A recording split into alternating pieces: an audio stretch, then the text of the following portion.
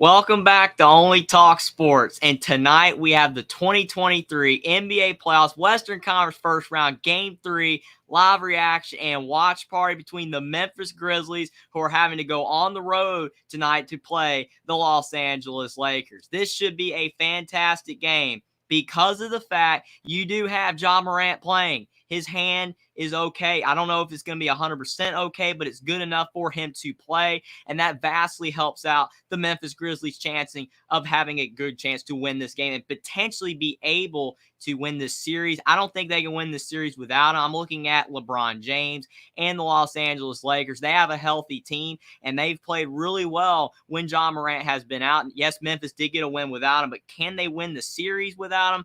I'm not sure. But overall, Memphis having Ja Morant back is huge. He's going to have to stay healthy, though. He cannot get hurt in this game, so he can't do anything ridiculous. You don't want him to hurt himself further, but this should be a great game overall, and I am looking forward to it. There was a great game on earlier. You had the Miami Heat. They beat the Milwaukee Bucks yet again. Granted, Giannis Antetokounmpo, he was hurt, so that definitely helped out the Miami Heat, but they won again without Tyler Hero. But unfortunately, we just witnessed a scary injury with Victor Oladipo. Hopefully, he will be okay, and it's not as bad as it looks. Before the Miami Heat, he potentially could have hurt his leg for the third time, and unfortunately, the more you get hurt, the worse it is. But prayers for Victor Oladipo that he will be okay. He's a really great player, but he's been on some hard times in the world of basketball because he has not been healthy the last few years. But he's a former two-time All-Star. He was a great basketball player. And it's going to be even harder for the Miami Heat to win that series without him now and without Tyler Hero if Victor Oladipo can't return. But hopefully he will be okay. But Miami is up 2-1 on the Bucks. And as long as Giannis is out, Miami's not in bad shape. And hopefully Giannis will be okay also. But we have the Los Angeles Lakers and the Memphis Grizzlies. This game is at Los Angeles, and it is about to tip off. It should be a fantastic game between these two teams. This series is tied 1-1, and this would be a big win for the Lakers if they could get it to go up 2-1. But if Memphis can win, that would be huge as well to be able to steal a road win. But at the top of the key, the ball is tipped, and the Lakers have it first. D'Angelo Russell swings over to Anthony Davis, now to LeBron James in the lane, and LeBron James's floater is good to start off the game. 2-0 Los Angeles over Memphis, and a great shot by LeBron James. He's still playing fantastic at his age. But now you've got Ja Morant on the other end. He goes up strong right out of the gate like he hasn't missed a beat, but he's not able to lay it in. LeBron James on the other end kicks to Austin Reeves. Reeves into the lane. Reeves goes up strong, and Reeves lays it in. 4-0 Los Angeles. Great start for the Lakers. And Memphis already in a 4-0 hole. They're going to have to find a way to be able to settle this thing down a bit. They almost lose the ball again, and I think they do. Desmond Bane, he turns the basketball over. You cannot be sloppy on the road, especially in the playoff time. You have to be able to not turn it over, take care of the basketball. But so far, Memphis being a bit sloppy with it, have to settle it down. The home crowd for the Lakers will be really beneficial to their chances. However, D'Angelo Russell swings to Anthony Davis, back to LeBron James. Hands being guarded by Xavier Tillman, who's had a much better season for Memphis this year. And LeBron James scores again. 6-0. The Lakers are hot early over Memphis. 10:40 to go in the first. Desmond Bane with the ball for Memphis. He shoots a three, and it is an air ball. Rebound LeBron James, bringing it up the floor for the Lakers. He pulls up from deep, and his three is no good. And Austin Reeves with the offensive rebound for the Lakers. That's another thing you got to do when you're the road team. You got to box out and get rebounds. Can't give the other team, specifically the home team, more chances to score. Austin Reeves goes up strong, and he misses the floater. Now Memphis back the other way. Ja Morant, he looked like he was going to go full speed ahead again, but he does pull it back out. Xavier Tillman sets a ball screen. Morant to his right in the lane, and he loses it again. And there's another turnover. But then Memphis is fighting for the basketball. Anthony Davis on the ground with Jaren Jackson Jr., and there will be a tie-up, I think.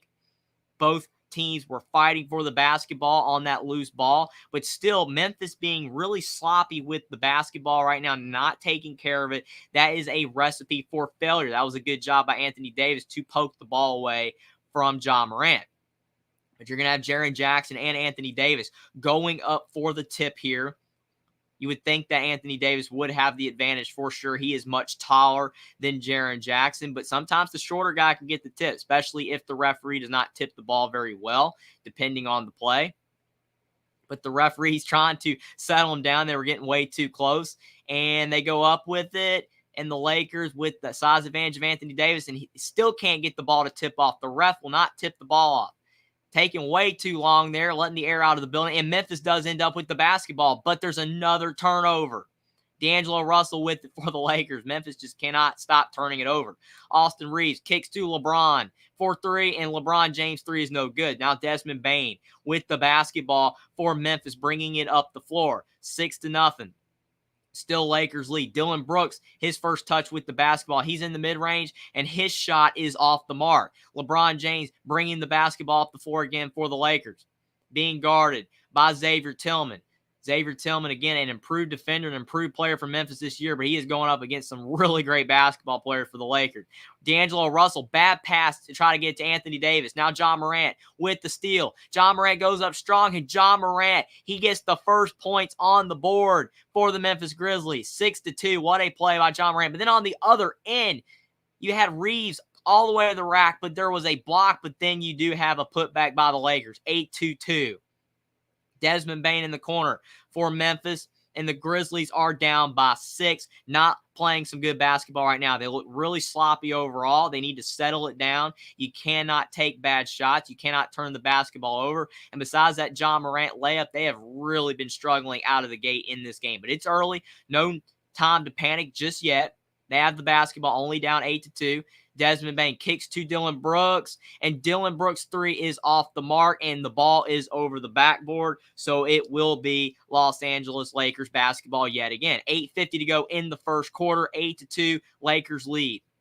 You can tell the Lakers crowd is really energized in this game. They are really loud and giving the Memphis Grizzlies a lot of fits. D'Angelo Russell, he has the ball. Really good decision by the Lakers to trade for him. He is a really solid player overall. He's definitely a guy that I think has helped the Lakers team since he has been added to the team. But the Lakers, they finally turned the basketball over. A mistake by them. 8:30 to go in the first. John Morant bringing the ball up the floor slowly, which is a rarity for him. He's usually all full speed ahead. Now in the corner for Memphis, Jaren Jackson Jr., he goes up strong. He misses. Tillman tried to get the rebound back in, but he cannot. But then the ball is back in Memphis' hands. Desmond Bane, he misses a 3. And LeBron James with the rebound. Memphis cannot buy anything right now. A bucket, even some clean basketball. And on the other end, Anthony Davis down the floor, and he is fouled down low. So it is 8-2. Lakers lead, and the Lakers have the potential to be able to extend the lead with some free throws. So definitely right now, the Memphis Grizzlies are really sloppy, and it's early. You never want to say that they're automatically out of the game because of how sloppy that they're playing, but they really need to find a way to settle it down. Yes, you have John Morant. He is technically your floor general, but you don't want him to be out there, turning the basketball over, either being really sloppy. Sometimes you got to slow it down, take better shots. And I don't think Memphis is doing that, but it's still really early in the game. You never want to think that potentially they're already out of it. Still plenty of time in this game. But Anthony Davis hits the first free throw, so it's 9-2 over Memphis, and I think we have our first TV timeout. Jackson Johnson, he was in here earlier. He says John Morant is coming back for game 3, but will be 100% healthy is the question. Thanks for being here, Jackson. And you are 100% correct. John Morant being available overall for Memphis is huge because at least it gives them, you would think, a chance to compete in this game on the road at Los Angeles. But like you said, how healthy he is will be a key question on how good Memphis will play. I think he looks pretty good overall. He's running the floor at a high level, but it's his hand. We don't know how that's going to affect his jump shot. So I think overall that's going to be really interesting. I think looking at John Morant, he does look a little, like he's trying to get back into the game. A little, nervous. I wouldn't say he's nervous to be back on the floor, but you can tell he doesn't look completely normal overall, just trying to settle in. And I think if he can settle in, that would go a long way, for his chances to be able to lead Memphis to a victory. Jackson says, by the way, congratulations on getting past 715 subscribers. Thank you so much, Jackson. I really appreciate it. And I thank all you guys for being here tonight so far. I really appreciate all the subscribers. You guys are awesome. And I 100% definitely, it makes it completely worth doing when you guys are here. Really appreciate it. And all you guys that have subbed or have watched my videos, I really appreciate. You guys are amazing and is definitely appreciated for sure. Thank you guys so much. Jeff says, I'm here and ready to go. Should be an awesome game. Thanks for being here, Jeff, as well. And I completely agree with you. I am looking forward to this game. It's just started, but it definitely has the potential to be a classic game here. Memphis is going to have to start doing their part, however, if they want to make this a great game, because they do not look like a great team right now, but it is early. Sometimes you got to settle in a bit. And John Morant, he's just now coming back, so maybe he'll start to play better. But I really appreciate you for being here, Jeff, and it should be an awesome game, especially if Memphis starts playing better. Just as Memphis looks horrible. So right after that, again, you're right. They are looking horrible. They're not living up to their end of the bargain on making this a great game. And I still think it could be a great game. But if you're a Lakers fan, you got to be happy with the way the Lakers are starting this game. They're not allowing Memphis to get a lead. They're not allowing Memphis to get comfortable in this game. They're going to make Memphis earn their comfortability the hard way by settling into this game, and over time, maybe they'll start to play better. But right now, they are really rattling Memphis, which is a great sign overall for the Lakers. You want to rattle the road team and make them settle into the game and have to play from behind. You don't want to allow the road team to get ahead, and then you're the one trying to come back in the game. So it's a great start by the Lakers overall, but Memphis, this is not where you want to be, and they're going to have to start finding a way to get in a rhythm, or they could potentially fall behind by too much and not have any chance to win this game. It's still really early, but Memphis needs to start doing a better job overall. Esco the Cool, I got a name change. Thanks for being here, Esco. He says, what's up? Only Talk Sports. Really appreciate you for being here. I'm doing really good. How are you doing tonight? Really appreciate you for stopping by. But I think that overall this game has not been a great start for Memphis. It's been some high-flying action early, but definitely some issues for the Memphis Grizzlies. But thanks for coming out tonight. He says Lakers come out like a locomotive. Yes, they look like a machine right now. They're going out there and just playing at an extremely high level, which, again, if you are a Lakers fan, is definitely what you want to see for sure. You want to be able to see your team get out on a hot start at home, specifically when you have the home crowd on your side. We've seen a lot of games so far in these playoffs go the way of the team that just starts the game out at a high level. Now, you don't want to start the game at a high level and then completely blow it in the second half. We've seen some games like that as well. But overall, I do think that the Lakers have set themselves up with a great chance to be able to win this game based on the fact that they are playing at such a high level early in the game and instilling that confidence that they can continue it for the rest of this game. But Anthony Davis, his second free throw is up, and it is good as well. It is 10-2. A great start for the Lakers, and Memphis still trying to find some offense right now. They cannot get anything going, and right now they can't even get the ball inbounds because the referees are talking about something. They're whatever momentum they have, which they don't have a lot of it, is just getting shut down. The refs are talking to D'Angelo Russell and the guy that's inbounding the basketball, which is Dylan Brooks. So we'll see what the referees are trying to dial up here. Maybe they're trying to find a way to be able to get, some separation on the guy with the inbound. Maybe they're not giving him enough space, but definitely ruining the momentum of this game. Finally, they do inbound the basketball. John Morant has it now for Memphis, down 10-2. 8 to go in the first quarter. John Morant swings over to Dylan Brooks, and Dylan Brooks' three is no good. And Anthony Davis, he has the rebound. He gets it over to D'Angelo Russell. And the Lakers, everything going their way right now. Jeff says, I think Memphis will settle down. Well, let's hope so if we want a close game that goes down to the wire at the end because they're struggling early. But D'Angelo Russell, he misses a floater. Esco the Cool says 10-2. It's a baseball score for sure. It definitely looks like a baseball score. But then you have, on the other end, another missed layup for the Memphis Grizzlies. They just cannot buy a bucket. Anthony Davis down the floor, being guarded by Xavier Tillman. Anthony Davis, he misses the shot, and now you got Jaren Jackson Jr. with the rebound for Memphis. Can Memphis score? John Morant down the floor. John Morant in the lane. He kicks out over to Desmond Bane to Dylan Brooks, and I think there might be a travel on Dylan Brooks. So another turnover by the Memphis Grizzlies, which they have already had tons of turnovers to start this game. They're going to have to find a way to stop being sloppy. Esco the Cool says, Only Talk Sports. I never, ever want to hear the name Kawhi Leonard ever again. Yeah, if you're a Clippers fan, that is awful. You don't have Kawhi Leonard or Paul George, and that is vastly hurting your chances to win that series. They could have potentially won the series with both of them, but now they're both out. Kawhi Leonard being out just really devastated the Clippers' chances. And Russell Westbrook had 37 points, and they still could not win. But back to the Lakers-Grizzlies game, D'Angelo Russell with a score.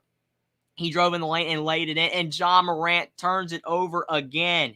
12-2, Los Angeles over Memphis, and another turnover by Ja Morant. And Ja Morant, they're just showing the screen now. It's all green. I think there's a mistake, but Ja Morant made a mistake, and now the TV crew's making a mistake. We got some action everywhere. Austin Reeves into the lane, but Morant needs to find a way to not turn it over. He's struggling. Austin Reeves down low with the offensive rebound. He takes the short mid-range too, and it is 14-2, Lakers over Grizzlies. And that was horrible defense by Memphis. How do you leave him open like that in the middle of the lane? Desmond Bane on the other end to Dillon Brooks, and Dillon Brooks misses a three. Austin Reeves with another rebound. He swings up to LeBron James, and the ball is deflected out of bounds, but it was off of Memphis, so it will remain Lakers ball. But there's 6:18 to go in the first quarter, and it is 14-2 Lakers. Memphis, you cannot start a basketball game any worse. Thankfully for them, basketball games are really long, but still, that is just some bad basketball. But then on the other end, D'Angelo Russell gets fouled, and he chunked up a three, and it went in, but will it count? Will his three count? I have no idea. D'Angelo Russell coming off a ball screen of Anthony Davis gets fouled from behind by Desmond Bane. They say it doesn't count, but it very well could. He was bumped in the air, and he shoots the basketball. I think it should be a 4-point play. Who knows? Baller Life says, hello, thanks for being here, Baller Life. He also says, who do you think will win the finals? That's a great question. I still feel like the Celtics have the best team in the NBA, and I think that they could win the whole thing. But, hey, they got beat by the Atlanta Hawks the other night, so everybody's beatable. But I would still say the Celtics as of now. But they did give D'Angelo Russell the 3-point play, so he got a 4-point play out of it. He hit the free throw, and it's 18-2. The Memphis Grizzlies are down by 16, and we're only 6 minutes in. But thanks for being here, Baller Life. Really appreciate you stopping by. The Lakers still up by 16. Ja Morant in the lane. He misses again, and they finally call a foul on Los Angeles. So Ja Morant has the potential to put some more points on the board for Memphis finally. But some of the teammates are going to have to get going as well. Ja Morant in the lane, and he is fouled, I think, by Anthony Davis. He fouled him on the arm. Esco the Cool said this is an abysmal start to the game. Yeah, if you're a Memphis fan, for sure, it has been awful. Ja Morant's first free throw is up and good, 18-3. 6:01 to go in the first. It has definitely been an abysmal start. Probably not what most people were expecting for sure. I thought it'd be a game that would go back and forth early, and then who knows what would happen after that, but it has definitely been an ugly start to the game. But Ja Morant, he hits the second free throw, so it's 18-4, only down by 14 for Memphis. Not too bad. Not too bad. As bad as they've played, they're still kind of in the game. But then on the other end, LeBron James lays it in off the glass, 20-4, and Memphis is down by 16. So again, you're trying to defend Memphis here, but they're not doing a very good job. The Lakers are playing some fantastic basketball on both ends of the floor on defense and offense. Ja Morant into the lane. He kicks over to Aldama, and Aldama for three. Big shot, 20-7. 5:20 to go in the first. That's a big shot for Memphis. They desperately needed that shot to go in. Huge shot overall. Now you've got D'Angelo Russell to Anthony Davis. What a pick and roll. 22-7, and the Lakers are now up by 15 points yet again. 5 to go in the first quarter. Now you've got Xavier Tillman with the ball. Swings to Aldama, and he cannot get the ball to go in. But there might have been a foul on Los Angeles. 5:07 to go in the first quarter, and there might be a foul on the Lakers on that drive. But, man, the Lakers are playing some beautiful basketball to start this game. You can't ask for a much better start if you're a Lakers fan. If you're a Memphis fan, you just got to be glad you're only down by 15 because it could be by a lot more the way that they are playing. 5:07 to go in the first. I think there was a foul on the Lakers, but I think they called it on the floor, so there are no free throws right now for Memphis, but Memphis will be inbounding the basketball.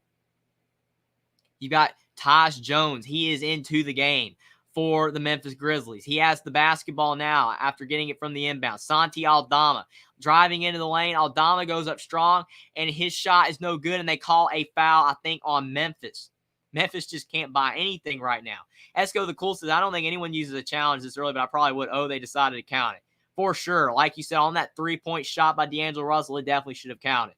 Baller Life said, JT's a beast. So yeah, Celtics are a great contender. I agree. Tatum and Jaylen Brown, both of them are fantastic, and the Celtics are playing some great basketball, even though they just lost to the Hawks.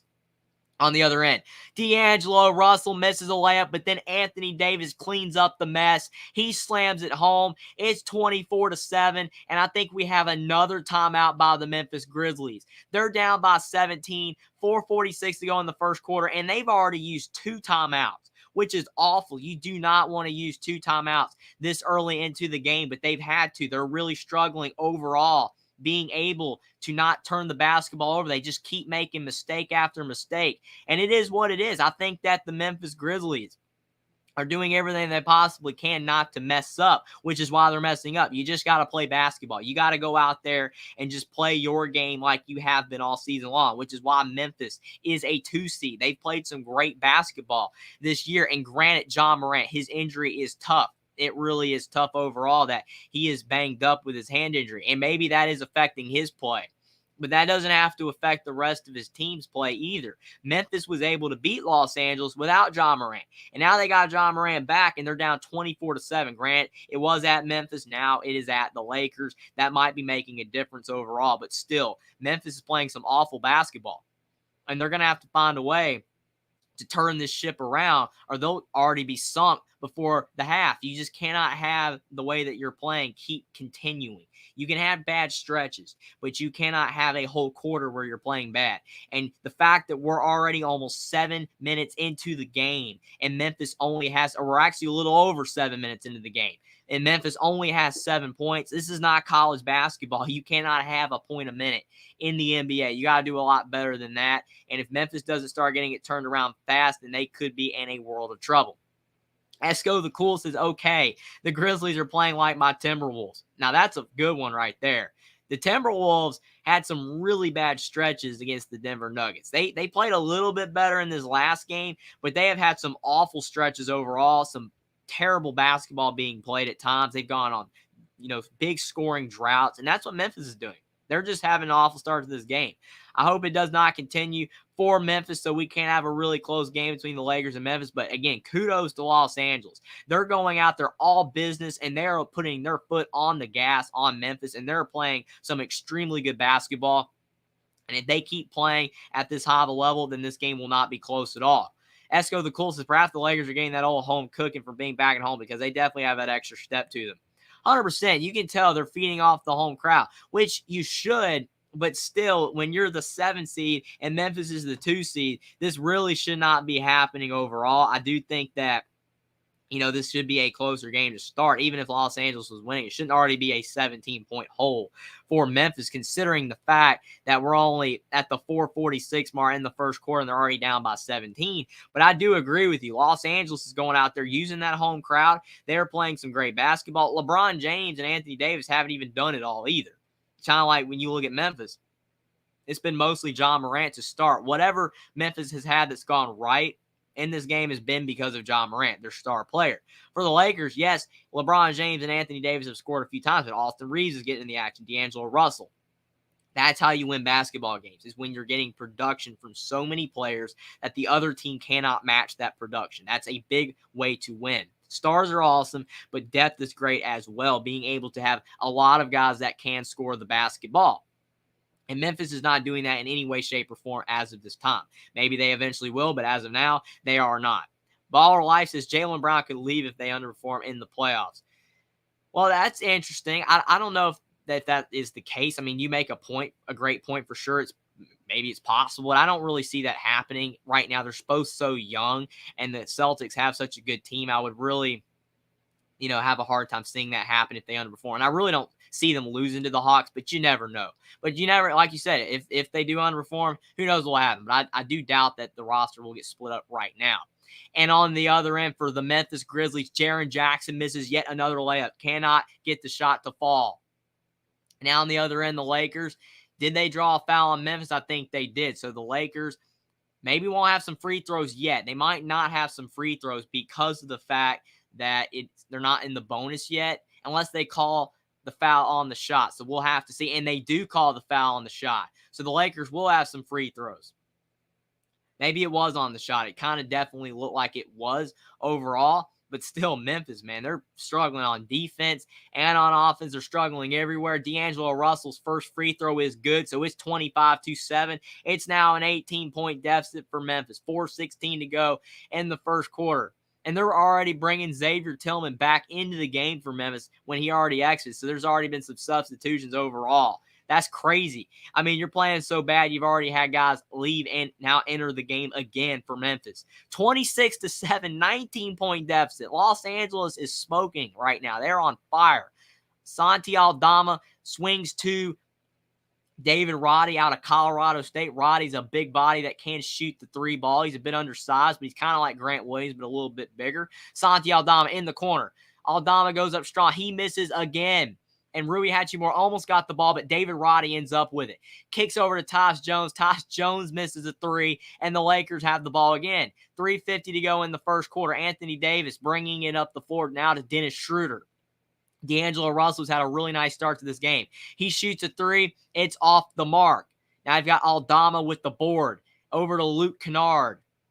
Luke Kennard is definitely a good addition for Memphis coming over from the Clippers via trade. Now David Roddy with the ball. He shoots a three. He's way off the mark. Not even close. 26-7. Dennis Schroeder has the ball. Up the floor for the Lakers. Up by 19. 3:15 to go in the first quarter. Schroeder driving in the lane. He goes up strong, and he loses the basketball out of bounds. So I think it will be Memphis basketball still down by 19 points.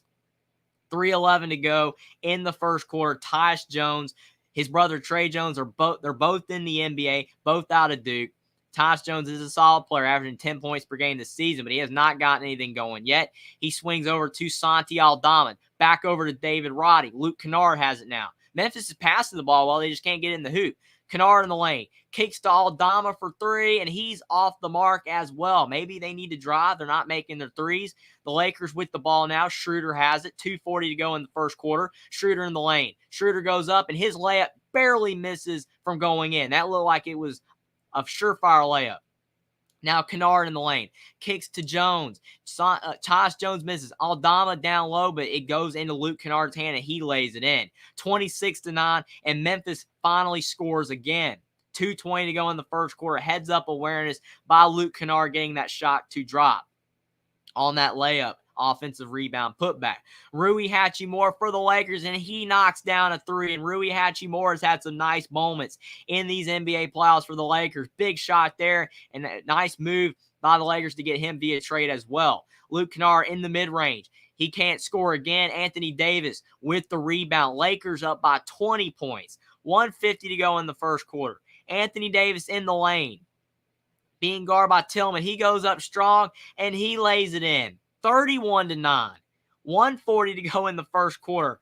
Can this get any worse for Memphis? Anthony Davis with 8 points and 7 rebounds. Jones goes up strong. He misses a layup. Anthony Davis with his 8th rebound. Gets it to Hachimura into the lane. Hachimura scores. 33-9. 1:20 to go in the first quarter. And LeBron James is very happy on the sideline. He's not even having to play, and the Lakers are on fire. 7-0 run for the Lakers last minute and 10. And Tyus Jones just loses the ball. Anthony Davis to Hachimura and another dunk. 35-9, and Memphis uses another timeout. They're already down to 4 timeouts left. They've used 3 of them. They're down by 26 points. This is horrible. This is unbelievable how good the Lakers are playing right now. This is incredible. The Lakers are smoking right now. They are on complete fire, playing at an extremely high level. And I don't know if I've ever seen a worse start to a basketball game before in the NBA playoff than what I am seeing from the Memphis Grizzlies. These are supposed to be great basketball teams playing at a high level in a playoff game. And granted, I understand you're on the road. I get John Morant's coming off of an injury. But Memphis is down by 26 points in the first quarter of the game. This is unbelievable. What a start for Los Angeles. Just as the Celtics need to stay together, they have the best roster. I agree, they definitely do. Esco the Cool says, every time I see Tristan Thompson in a Lakers warm-up, I kind of just Lav, I thought he was retired. Plus, he's a good analyst. Why is he over there? That's funny for sure. I definitely thought he wasn't going to be playing basketball anymore as well, but who knows? It's kind of interesting to still see him in the league. Jeff says maybe Tristan's looking for a new girlfriend. Laughing a lot. That's a good one. That's a good one. Esco says laughing my tail off. Either that or the player check is better than the analyst check. That's funny. You guys are hilarious on that one. Baller Life, I bet Dylan Brooks has a lot to say now, and that's coming from a Grizz fan. Yeah, it's not looking good at all. I mean, Dylan Brooks, somebody over on the Memphis side, the coach, whoever it may be, needs to find a way to settle this thing down. I don't even know if you can settle it down. You just got to go out there and play basketball. You just got to play hard. At this point, you're down by 26 points. Chisel the lead down bit by bit, and if you can, potentially you can still get back in this game. But what a big start for Los Angeles, 35-9. 1 to go in the first quarter. Tyus Jones, he has the basketball, swings over to Roddy. Roddy's three is off, and they can't make anything. Wenyen Gabriel's now into the game for the Lakers. They might have called a foul on him, maybe on Santi Aldama. We'll have to see who they ended up calling that foul on. I'm trying to figure that out, but it might have been on Wenyen Gabriel. So if it is, Memphis will catch a break there. John Moran over there laughing on the sideline, which is incredible. I mean, you would think he'd be very upset. Maybe he's just laughing at how bad it is. I don't know, but very interesting there. Tyus Jones kicks to Santi Aldama, and he misses another three. Why do they keep shooting threes? I have no idea. They're not making them. Get in the lane. Who knows what their game plan is right now. The Lakers into the lane. Lakers almost score again, but they could not get the shot to fall. Still 35-9, 30 seconds to go in the first quarter. Luke Kennard, he has the basketball. He's hit a big layup already for Memphis. He shoots a three and misses again. They keep shooting threes. Xavier Tillman has the ball now. Tyus Jones, he has it now for Memphis on the right corner, trying to make a move. 5 seconds on the shot clock. He has the ball driving in the lane. He's denied by Gabriel, blows by Gabriel, goes up strong, and he misses a layup. Finally, a drive to the hoop. And the Memphis Grizzlies missed that as well. They can't hit layups either. 35-9. Hachimura into the lane being guarded by Luke Kennard. Hachimura to Schroeder. Schroeder for three. It's off the mark. And that will be the end of the first quarter. 35-9. Ties the largest first quarter lead in NBA playoff history. You can't have a game where you're down by 26 at the end of the first quarter. Be a little bit different if over the game you fall behind, and by the third quarter you're down by 26. This is the first quarter. We're tying playoff history here. The Los Angeles Lakers have tied playoff history. They are up by 26 points at the end of the first quarter. That is incredible. And the Memphis Grizzlies, it can't get much worse at this point. You can only go up from here. And if they can go up, maybe they'll have a chance still in this game, but it's kind of getting to that point where you're down by so much, I wouldn't even count on it. They're going to have a massive turnaround. Esco, the Cools of the Stars are out for Memphis. They're already waving the white flag already. Maybe it's the coach trying to find a way to maybe have the bench in and they'll provide a spark. You see this a lot in college basketball, but I think the issue is overall is the other team's so talented. You have your bench out there against their starters, you're going to lose that battle. And if Memphis starters aren't getting it done, there's a great chance that the bench is not going to get it done either. And hopefully they're not waving the white flag. You don't just want to throw away a playoff game. You lose this game, and Memphis, their chances of being able to win this series go down. They're not out. They're only going to be down 1-2. And then that puts a lot more pressure on them to have to win the next game at the Lakers and be able to somehow make it 2-2. But the way they're playing right now, they don't like they're going to be able to achieve that. I thought with John Morant back, Memphis was going to play a lot better, but I'm not liking what I'm seeing in any way, shape, or form from the Grizzlies and the Lakers. Everything is going their way. They are playing some fantastic basketball, and it is really great on the eyes to be able to watch a team play at such a high level. It just would be even better if the other team was matching it and we had a back-and-forth game. Esco the Cool says Tank Davis. Punch the like button for Only Talk Sports. Really appreciate that, Esco the Cool. Thanks for that. Thanks for being here. Thanks for saying to like the stream. Really appreciate. Thanks everyone for being here tonight. Really appreciate it. You guys are all awesome. We have a fantastic game supposedly on deck, but after one quarter, it is not looking like it's going to be a contest. But we're still having some great NBA action nonetheless. At least the Lakers look like a fantastic team. They are on fire right now. 35-9. But again, really appreciate you, Esco X. Thanks for that compliment there. Thanks for the like. Really appreciate it. But really appreciate everybody for being here as well. Jackson Johnson's great googly moogly. The Grizzlies are a disaster tonight, for sure. And again, you never want to say that a team's out of a game. It's only the end of the first quarter. There is still 36 minutes left to play. We've seen teams go on 20-0 runs in 5 minutes of game action. So by no means is the game over, but the way it's going, specifically if Memphis does kind of throw in the towel and doesn't play at a high level the rest of this game, they just, you wouldn't say give up, but they're just going out there and, just not giving it their all, and they're only giving it like 5% on the floor, and the bench is in for the rest of this game, and yeah, they're throwing in the towel. But you never know. We'll have to see what the Memphis strategy is. Will they bring Ja Morant back on the floor? And will they start to play better basketball? If that's the case, then I think we could still have a game. But if they keep the bench on the floor, then they are basically giving up, which you hope is not the case. You don't want to see that. I hope that is not the case. I would really like to be able to see a potential game here that's really close, but we'll have to see what happens. Jackson's suffering succotash. The Lakers are going to win tonight, aren't they? Well, I mean, it's definitely looking that way, I would say. But we do have Desmond Bane and Ja Morant back on the floor. So they have put the starters on the floor. So they aren't throwing in the towel yet. Ja Morant driving into the lane. He goes up, kicks to Jaren Jackson, and he can't get the finish. He looked like he thought he got fouled, but he loses the basketball. Now Schroeder on the other end. Try to get to Hachimura, and the ball is off of Jaren Jackson. So it's still 35-9, and it will remain Los Angeles basketball. 11:37 to go in the second quarter. And we have a massacre going on right now with the Lakers over the Grizzlies. 35-9, a 26-point lead. Hachimura to LeBron James. LeBron James being guarded by Desmond Bane. Kicks to Rui Hachimura.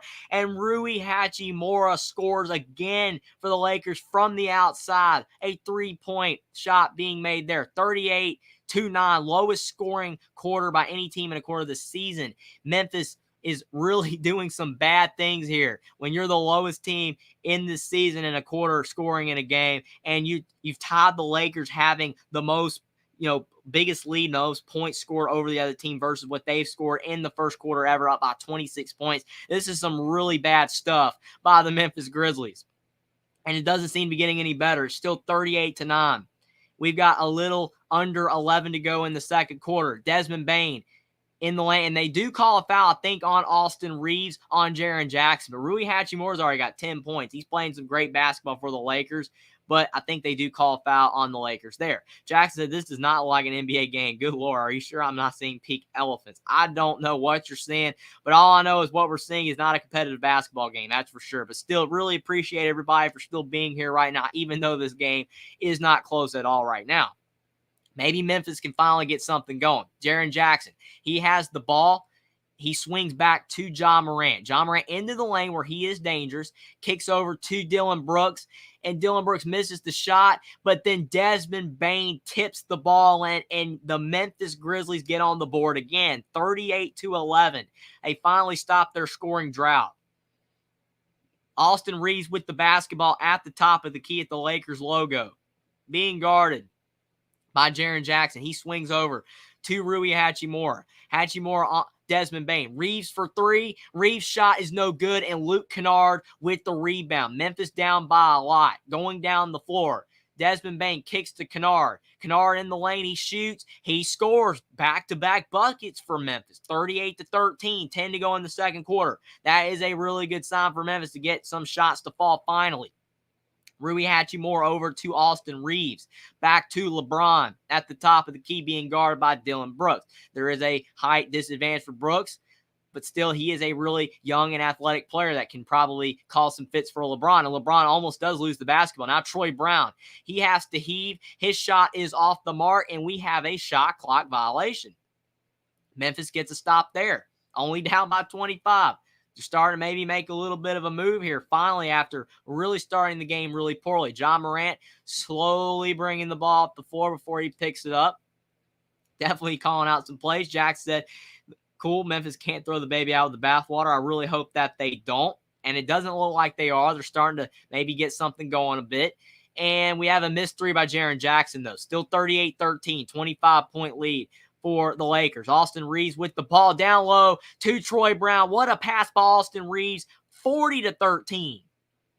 That was a great play. And Steven Adams, he's on the bench for Memphis. Maybe he's out tonight, which is tough. Maybe he's out hurt. Luke Kennard, he has the ball over to Desmond Bain.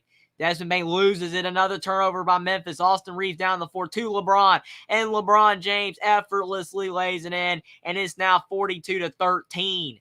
9 to go in the second quarter. We're 15 minutes into the game, and Memphis still only has 13 points. LeBron with 10 points and 5 rebounds in the first 15 minutes of this game. And Dylan Brooks, he squirts into the lane, and he lays it in. 42-15.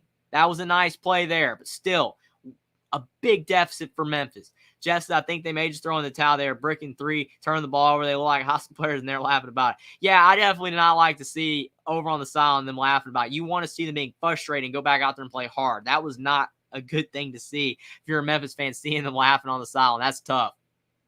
But they did get a stop.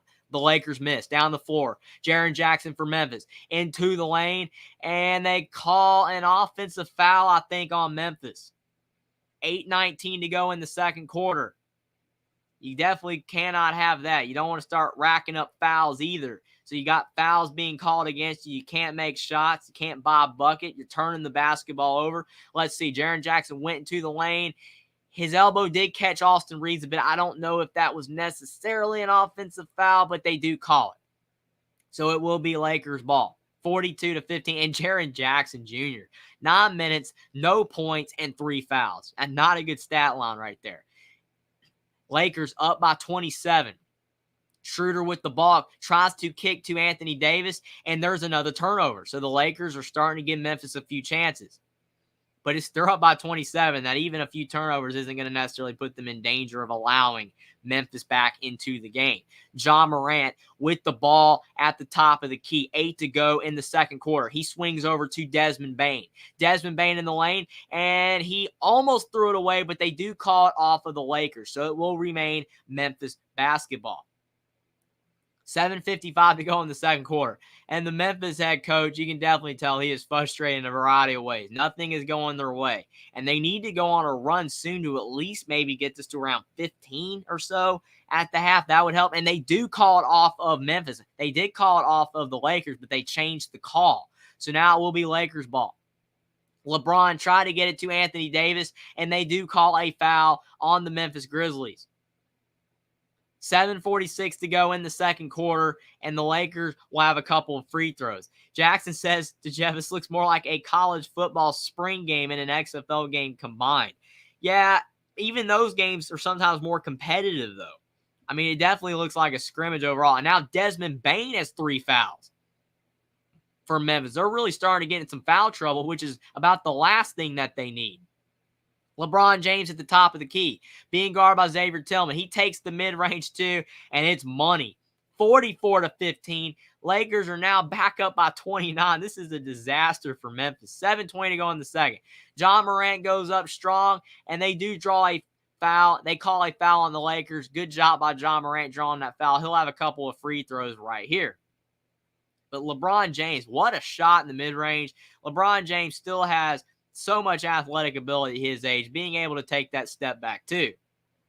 7:26 to go in the second quarter, 44-15. The referees are talking about something. We'll have to see what they're going to end up calling here. I thought there was going to be some free throws for Ja Morant, but it does not look like that's the case. It looks like potentially the ball will be inbound. Maybe they called the foul on the floor. So Dylan Brooks swings the ball to Ja Morant. Morant into the lane. What a block by Troy Brown.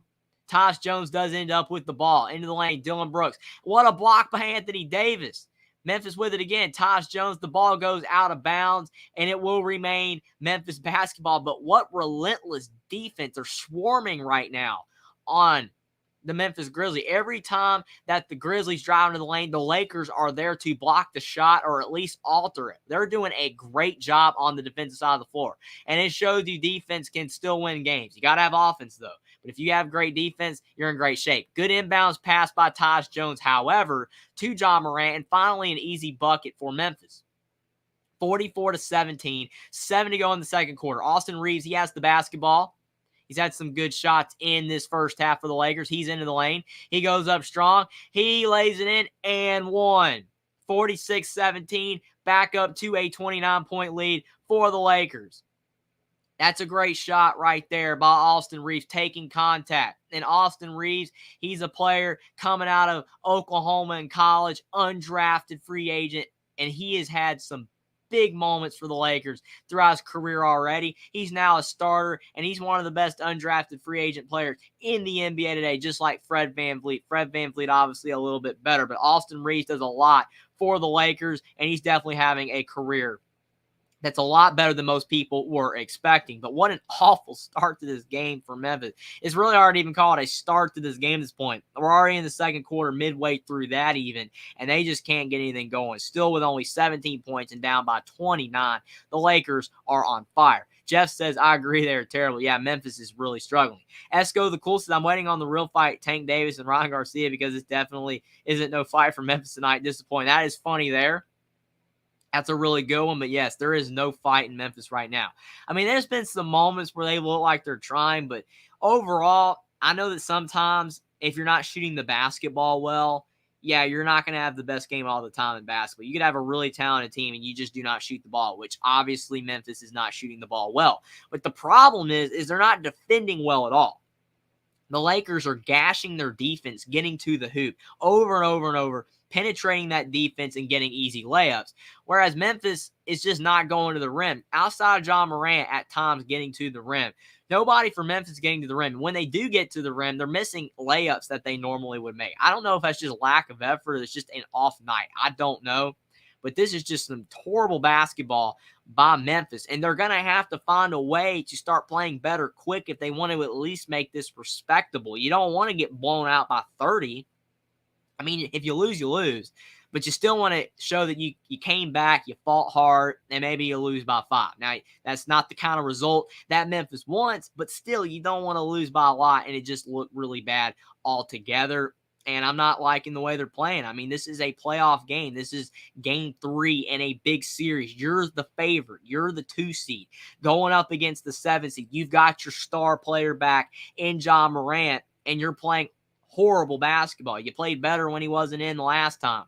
And granted, again, it was at Memphis, but still, the other players on the team are not feeding off of John Morant's, anything that he's doing, any bit of energy he has getting into the lane. And I don't even think that John Morant really looks like himself, which is understandable because he is hurt, and I completely get that. His hand has an injury to it. That's horrible, and I hate that he is not 100%, but that is due to his reckless play. He's going to have to find a way to balance his reckless play with player safety for himself to be able to have a long career, because if he keeps getting hurt, he probably won't.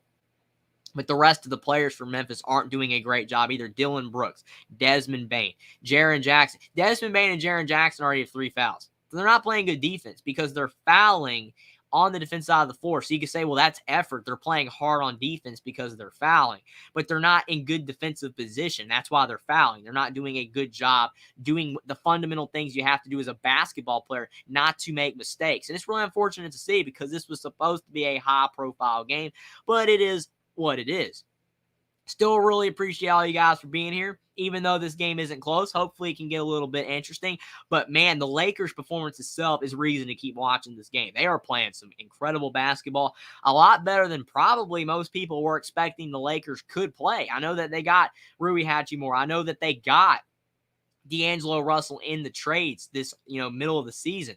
But they're playing some basketball we have never even seen them play before. This is some elite basketball. The Austin Reeves, finally, you can almost say made a mistake for the Lakers. He misses a free throw on that and one opportunity. It's still 46-17, 6:40 to go in the second. John Morant kicks to Dylan Brooks. John Morant is the basketball again at the top of the key, trying to drive into the lane. And he tries to go up with it, and his shot is short. And Anthony Davis, he reels in another board. He's got to be at around 10 boards by now. Some really good rebounding by Anthony Davis. What a move past Taj Jones. Anthony Davis doing a little bit of a crossover on him over Tillman, and Anthony Davis' shot does not drop. He almost had a really sweet turnaround shot there. 46-17. 6:10 to go in the second quarter. Dylan Brooks into the lane, and Dylan Brooks misses. He gets his own miss, and he misses again. Now Taj Jones, he shoots a 3. He misses badly off the glass. Wasn't even close. LeBron James kicks over to Beasley. Beasley for 3. He's off.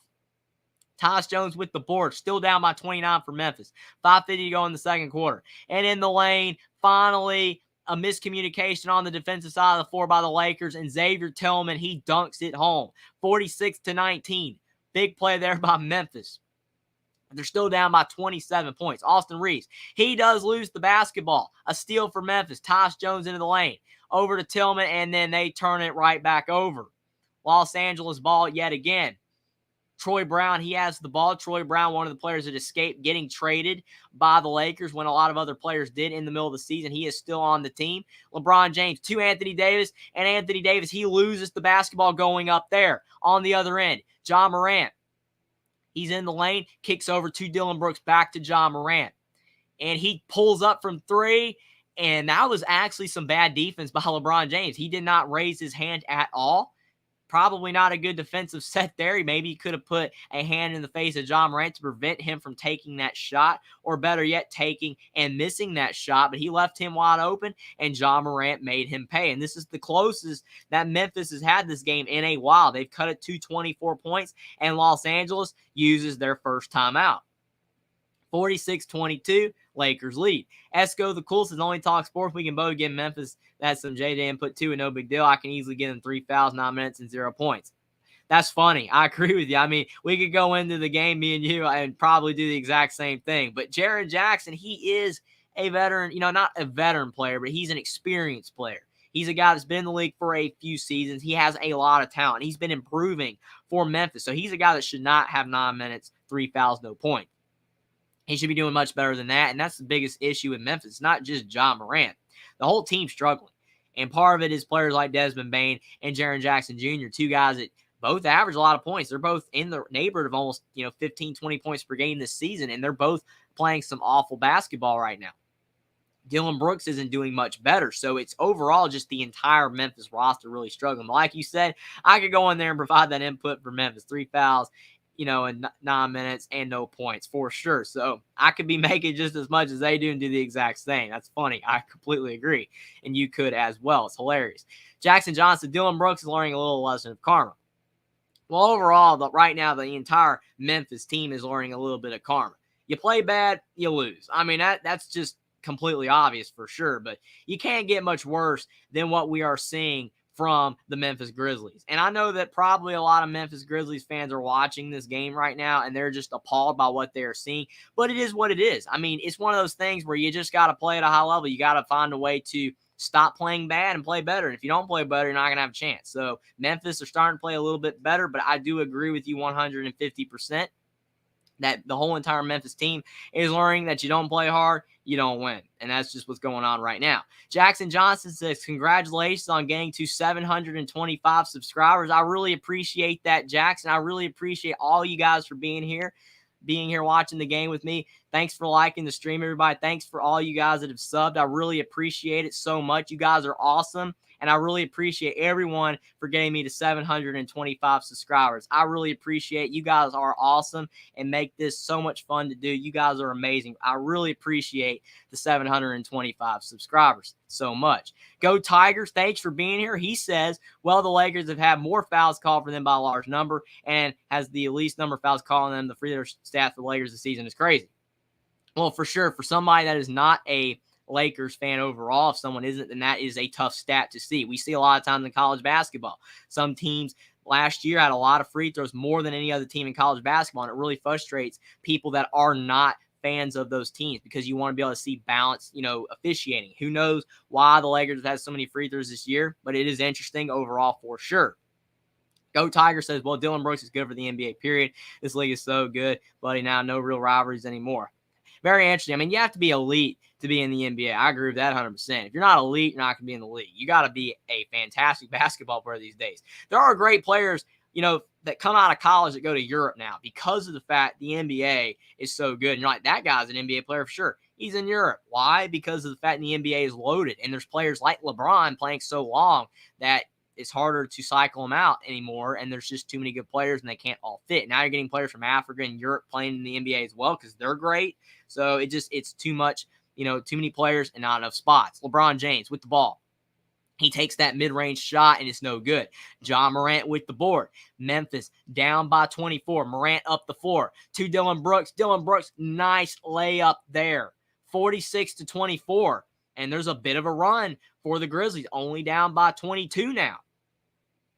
Jeff says, I second that. Great job on the subs. Awesome job. Keep going. Really appreciate it, Jeff. Really appreciate everybody so much for the subs. And thanks for being here tonight. I really appreciate it so much.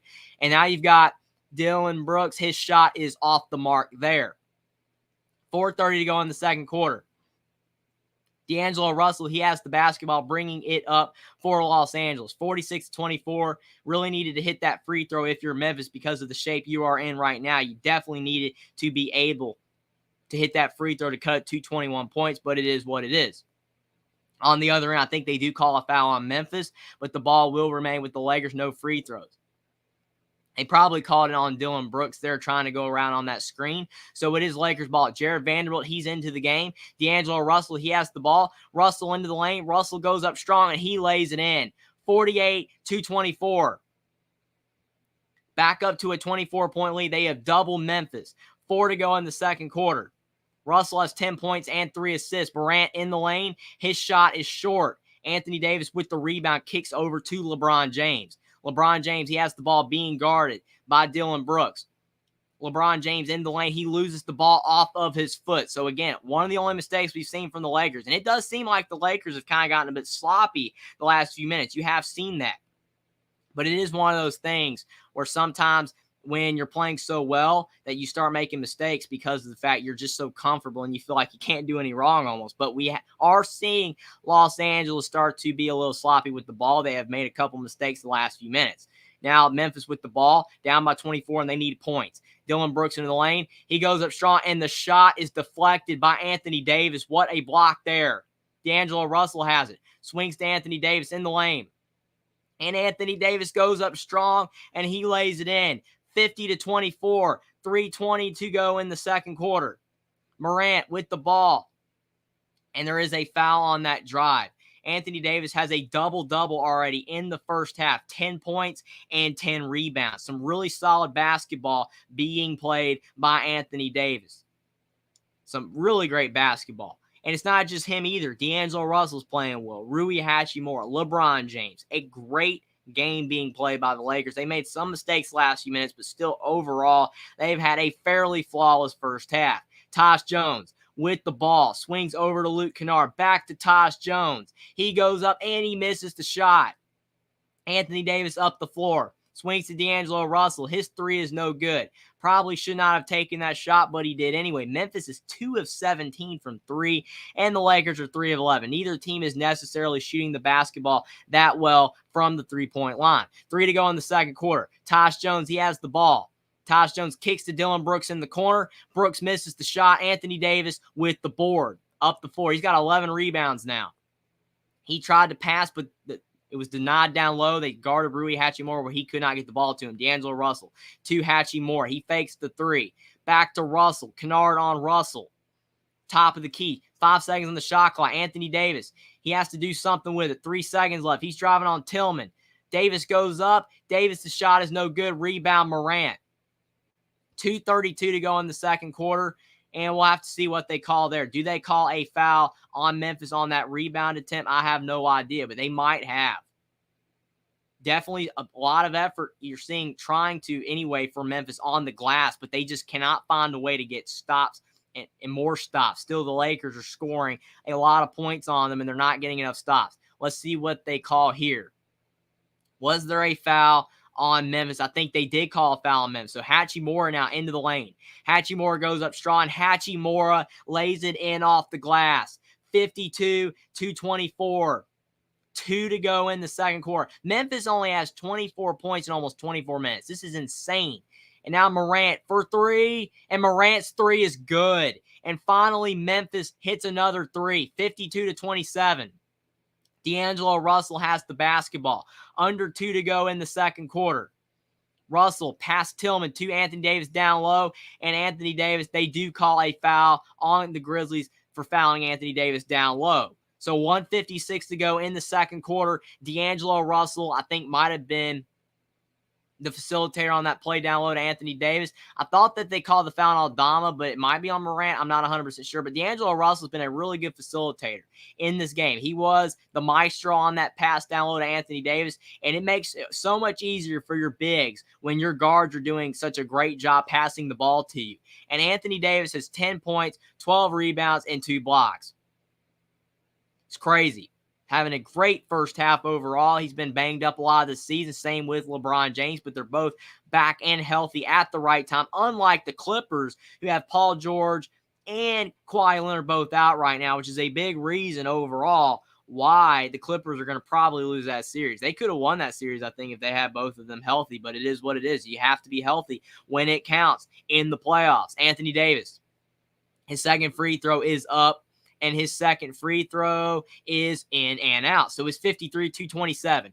Memphis down by 26. 1:50 to go in the second quarter. Dylan Brooks swings over to Luke Kennard. Luke Kennard probably needs to start banging some threes in if Memphis is going to have any shot in this game. Santi Aldama kicks to John Morant.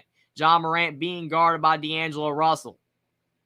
Morant, he thought about the three, swings over to Dylan Brooks. Dylan Brooks with the step back three, and he knocks it down. 53-30. 23-point game. Memphis finally has hit the 30 mark in scoring. D'Angelo Russell in the lane. Kicks to LeBron, and LeBron's three is no good. Morant with the board, and they do call a foul, I think, on Anthony Davis. John Morant, he did a really good job of taking that ball away and not allowing Anthony Davis to take the ball. 1:14 to go in the second quarter. And the Los Angeles Lakers are still up by 23 points. But it will be Memphis basketball and a really good play by John Morant there. Anthony Davis does not like it. He probably thought it should have been a top, but they did not give it to him.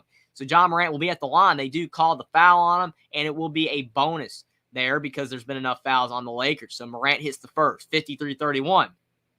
And even though they're not down to 15 yet, Memphis has cut this lead some.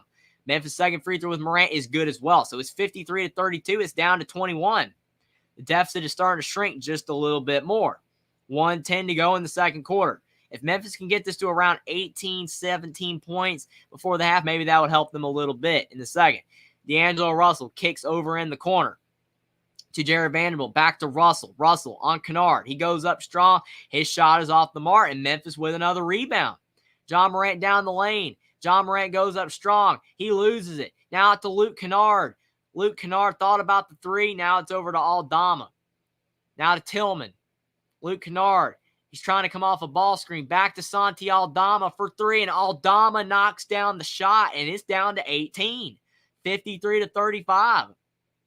Again, they're kind of getting it down to the mark that I was saying, around 15 to maybe have a chance. And they're doing a really good job here. It's only down to 18 yet again. An 18-point lead for the Lakers. They've still dominated the first half, but the Grizz are starting to cut it a bit. LeBron James kicks to Russell. Russell with Kennard on him. Russell for three, and his shot's off again, and the Lakers are going cold a little bit. Memphis is starting to cut the lead. Memphis is doing a really good job now, kind of not throwing in the towel like we were talking about earlier. They're starting to settle in a little bit, starting to make some shots. They're on an 8-0 run the last 150. If they can score again before the half, John Morant into the lane, and there's a foul. And John Morant can hit some free throws and cut this down even further. This is about the best half into this second quarter that you could have. The best into the first half that Memphis could really possibly ask for here. They're really starting to cut this lead a bit. And John Morant, they're showing his hand, the hand that he fell on. A lot of people weren't even sure if he was going to be able to play after he felt really hard on that drive he had a couple games ago. But he is back in, and that's huge for Memphis. They really need him out there. His first free throw is up, and it's good. So it's 53-36. It's down to a 17-point deficit for the Memphis Grizzlies.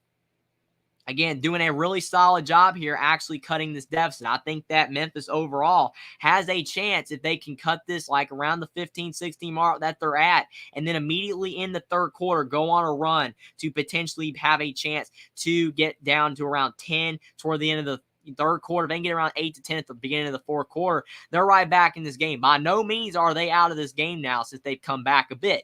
53-37, 4 seconds left. LeBron inbounds to Rui Hachimura. Hachimura, he shoots the ball at the end, and his shot is off. So that is our halftime score. After it was 35-9 at the end of the first, Memphis had a better second quarter. They scored more than the Lakers in that second quarter. So a really good end to the first half for the Memphis Grizzlies. And it is a 16-point deficit, 53-37. Los Angeles only up by 16 at the half. We might have a game just now. Jackson Johnson says, well, on the bright side, at least the Grizzlies have more than 2 points, unlike the Memphis Showboats. If anybody here besides Jackson watched the game with the Memphis Showboats and the Birmingham Stallions, that was an awful game right there. Memphis got floored by Birmingham. Yes, Birmingham is elite in the USFL, but still, Memphis really struggled overall. Brady White and Ron Willis both struggled. But yes, like you said, Memphis Grizzlies are doing a better job than the Memphis Showboats for sure. Jeff says, yeah, the Showboats sank like the Titanic tonight, laughing out loud. Yeah, 100%. Obviously, the Titanic, that was awful what happened there, and it's still sad to even think about what happened in that situation. Rest in peace to all those people, even though it was over 100 years ago. But for the Memphis Showboats, they did sink really similarly. Thankfully, nobody passed away, but they played some awful basketball overall. They were awful, or they played some awful football tonight. Memphis is playing some awful basketball. So really, overall, both Memphises are playing bad, but at least Memphis is showing signs that they have a chance to win, whereas the Showboats did not, losing 42-2. But the Memphis Grizzlies are only down by 16 at the half, and I think that that's huge because they were down by almost 30 points at one point, but they've cut this deficit down. And they're starting to play better basketball. And they seem to be playing harder. And part of it has to do with the Lakers just going cold. You can see that some of their shots were in rhythm. It's not like Memphis was necessarily playing stellar defense or anything. But Los Angeles was just starting to miss shots. And that just is a byproduct of you can't be hot the entire game. Sometimes you finally go cold and you're not playing at a high level. And it is what it is. But that is exactly what is happening here. Memphis overall is getting lucky. The Lakers are starting to miss. And Memphis on the offensive end is finally starting to make some threes. They've hit a couple of them, and that's why the lead is shrinking for the Lakers. Jackson going down 42-2 is not very good. Maybe the Showboats have better days ahead of them. Well, as they always say, the only way you can go is up. And in this game here with Memphis Grizzlies, the only way they could go after that dreadful first quarter was up, and they have gone up. They've cut the 26-point deficit at the end of the first quarter down to a 16-point deficit. If you have the exact same result that you did between quarters in the next two quarters, Memphis can still win this game by around 4 or 5 points. It's not over yet. They definitely still have it in them potentially to be able to win this game, but they definitely will have to find a way to get it going really soon. But they're showing the game from earlier. The Miami Heat beat the Milwaukee Bucks 121-99, and Miami leads 2-1. Yes, Giannis Antetokounmpo is still out. Hopefully he will be back soon, but Miami was out without Tyler Hero, and they were still able to win. But unfortunately, again, Victor Oladipo potentially is hurt really seriously yet again for Miami. And that is just so awful for a player like him who has had so many injuries. It's so tough to see. Hopefully it is nowhere near as serious as it looks. But man, Miami has some injury issues going on. If Giannis can come back for the Bucks, Miami will be in a lot of trouble because they are definitely starting to get thin on their roster and they're down some guys. So it's going to be very interesting to see if they can find a way to still win that series overall. But that was a really good win for Miami. It puts them up 2-1, and it gives them the potential belief that they can win that series still. I think that just the fact that they've played hard in the series, and even though Giannis has not been able to play, but the fact that they are up 2-1 in that series gives them the hope they could win. Just like Memphis, if they can come back and somehow steal this win after completely playing awful in the first half, Memphis goes up 2-1, and they'll believe they can win the series because they just went on the road, beat the Lakers, and they were down big, and they were able to come back. Now, are they going to come back? I don't know. Probably not. I still don't know if they're going to be able to do that, but it will be very interesting to see what happens for sure. I'm really hoping the second half is really good, but it's still been a great game nonetheless. The Lakers played some great ball early in the game, but Memphis started to get going later on in that second quarter. But I really appreciate all you guys for being here. It's been awesome so far. Jackson says, anybody see the white cowboy hat on Coach Prime today? That was so awesome for sure. Deion Sanders, he is awesome over there at Colorado. Hopefully he can have the Buffalo playing at a fairly high level next season, even though potentially they might not be able to win the Pac-12 or anything like that, but hopefully they're just a better team. Go Tigers says, nope, XFL and USFL is not fun to watch. Well, there's obviously different people for sure. It depends on interest. You know, if you're a football fan that likes high, level football between, great teams like in the NFL and some of the top college football teams. And for sure, the XFL and the USFL will not be that fun to watch because the teams aren't that great. A lot of the players aren't that great, which is why they're not in the NFL. But if you just love football and you just will watch anything football related, it's a great game to watch because you love football. But I do agree with you. For a lot of people, not that fun to watch. But if you're a true football fan that will watch anything, like literally anything, then you'll watch the XFL and USFL. If you're just a fan that likes really good football, I totally get why it's not a fun league to watch. Go Tigers also says problem with that is the Bucks is built around Giannis and the Heat is built around Jimmy Butler. So if Jimmy's playing, the Heat is good. They replace Hero with Duncan Robinson. That's my point. I agree with that. You look at overall with the Bucks, like you said, Giannis is so important for their offense. He's so important for their team. When you have a team that's more, spread around the floor with, who actually puts up a lot of the shots, who scores a lot of the points for a team, I think that's why the Clippers were kind of able to handle it without Paul George because Kawhi Leonard and Paul George kind of share the duties. Neither of them really do everything for the team. And when Paul George was out and you still had Kawhi Leonard, they were still kind of getting by. But now that you have Kawhi Leonard out as well, that just completely, messes up the entire, Clippers team because now both their stars are out. But like you said, the Bucks are built around Giannis. The Heat are built around Jimmy Butler a lot. So when they're both out, it is tough. It is really interesting. I do agree with you overall that you do have to have a team, in my opinion, that is more oriented around team play. A lot of players scoring the basketball, and it's not just one guy or even sometimes two. If you have 3 or 4 guys that are all scoring at a high level, I think that is a big thing that really helps you have a lot of success in these big games when you're able to spread it around to a lot of different teammates. But it is what it is. Sometimes if you're a team, you have that one guy that is such a focal point of your offense, so it's really interesting. Go Tigers. I think you might be Edward. I'm not 100% sure if you changed it over to Go Tigers, but if you're Edward, let me know, please, because I'm not 100% sure. But the way you're writing, I do think that you're Edward. He says, I'm a dollar football fan. Those games are no one's scoring, someone is getting blown out. 100%. I mean, I agree with you. The XFL and the USFL is interesting. I mean, sometimes the games are not very interesting. But I do agree with you for sure. It is one of those leagues that you just have to like watching any type of football at all, and you'll still watch it. But I hope both leagues make it. I think that overall it does help when you have people watching these leagues because you get these guys that aren't going to be in the NFL to be able to play in these leagues. So I hope they continue just for the sake of these players, not the fact that people don't really want to watch because it's not the greatest sport in the world. Football is not the greatest football action in the West, but still, you want these players to be able to have the potential and the ability to play. It's like the G League. The G League exists for players that can't be in the NBA, and it's awesome that it exists, even though are the games that interesting? Not really, but still, it's awesome that they do exist. Jackson says the Clippers are the Chargers of the NBA, unfortunately. That's actually a good comparison. The Chargers, whenever they've made the playoffs, something's gone wrong, whether it's injury or just you have a terrible game or whatever. But, I mean, I don't think that that's necessarily wrong. That's a pretty good, comparison. Whenever the Clippers have made the playoffs, Kawhi Leonard's hurt. Paul George is hurt. One of them's hurt. Now they're both hurt. I mean, it just completely ruins their chances. I think they could have won the series against the Suns if they were healthy. I think the way that they were playing in the regular season, toward the end, once they got Eric Gordon, once they got Bones Highland, and some of the other players they traded for, that team was coming together.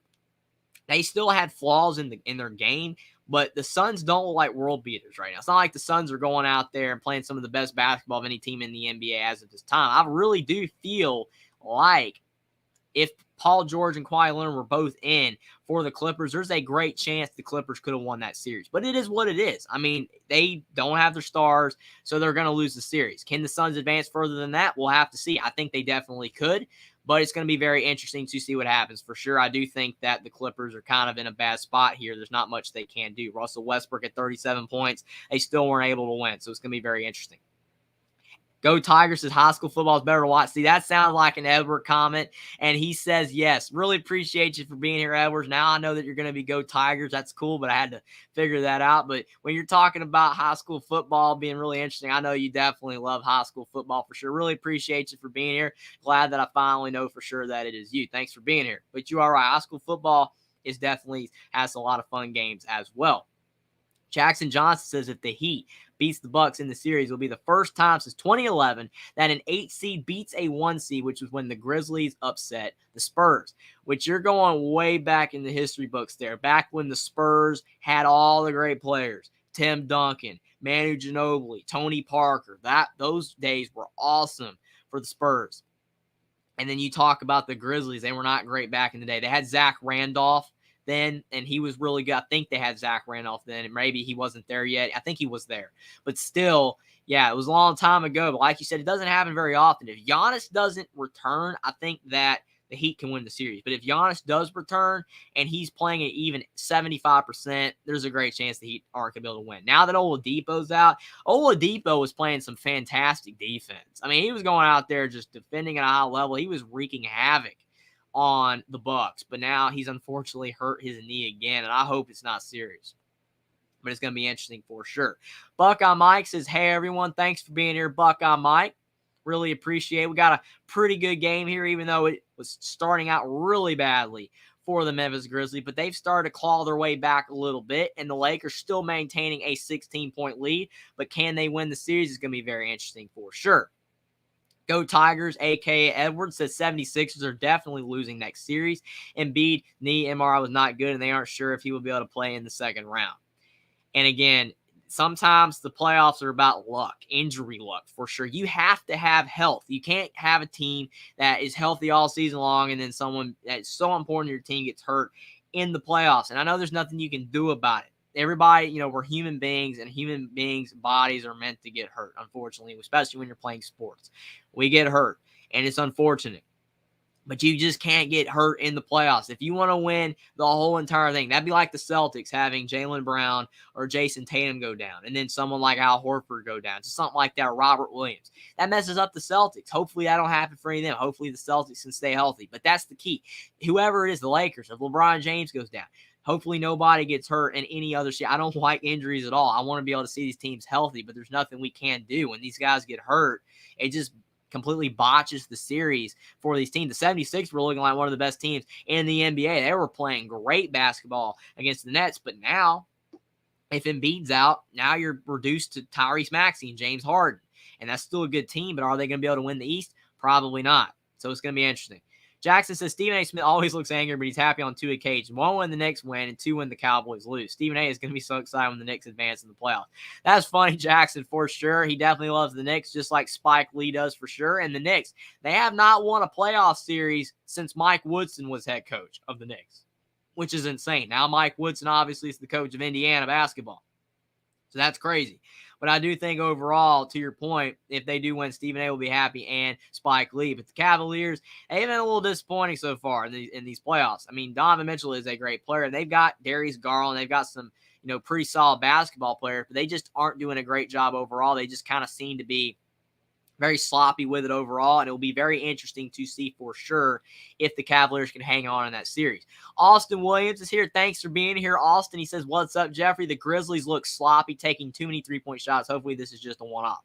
I hope so as well, because I really want to have this being a competitive game for sure. And to your point, when you're missing threes, you can't keep shooting them. That's the whole problem here.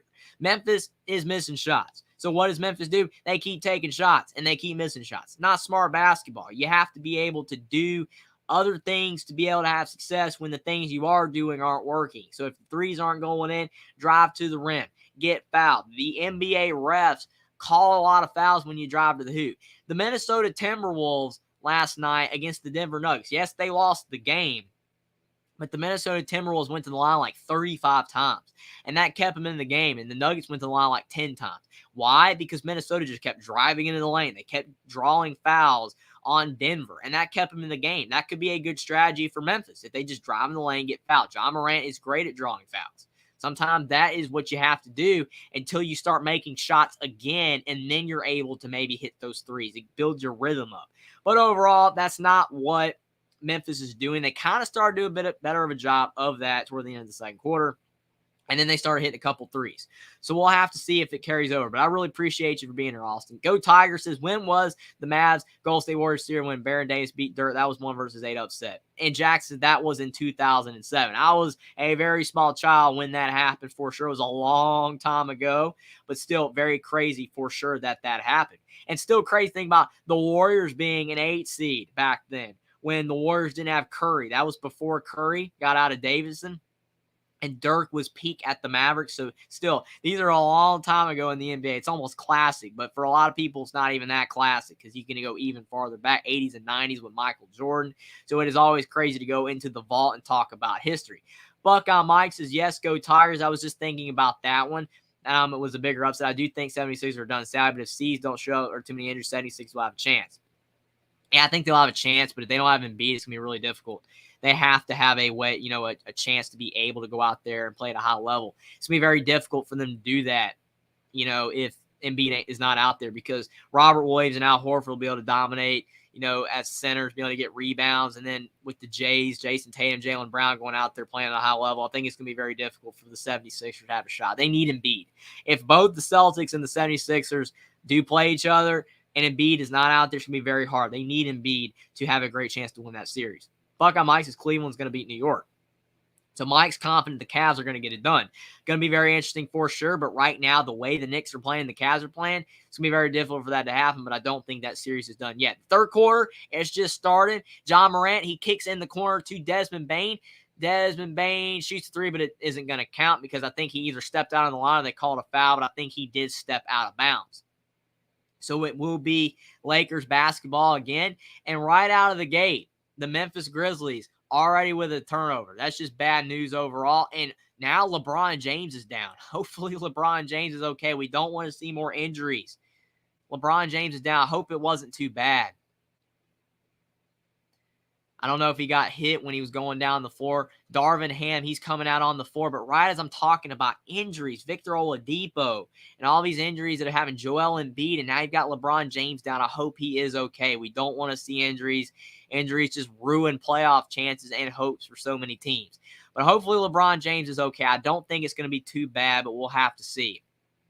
D'Angelo Russell, and you do have Jared Vanderbilt and Anthony Davis all on the floor down there checking LeBron. I don't know why he just went down. It didn't look like much happened there, but sometimes it does not take much. Jackson said the Sixers swept the disaster of a Nets team, but they will lose in the semifinals. Doc Rivers always blows out opportunities in the playoffs. Great regular season coach, but a bad postseason coach. Well, you do look at, the Nets. They don't have a star, which is why the 76ers beat them. I mean, you look at Mikal Bridges, he's going to be a star, I think. He's going to be great.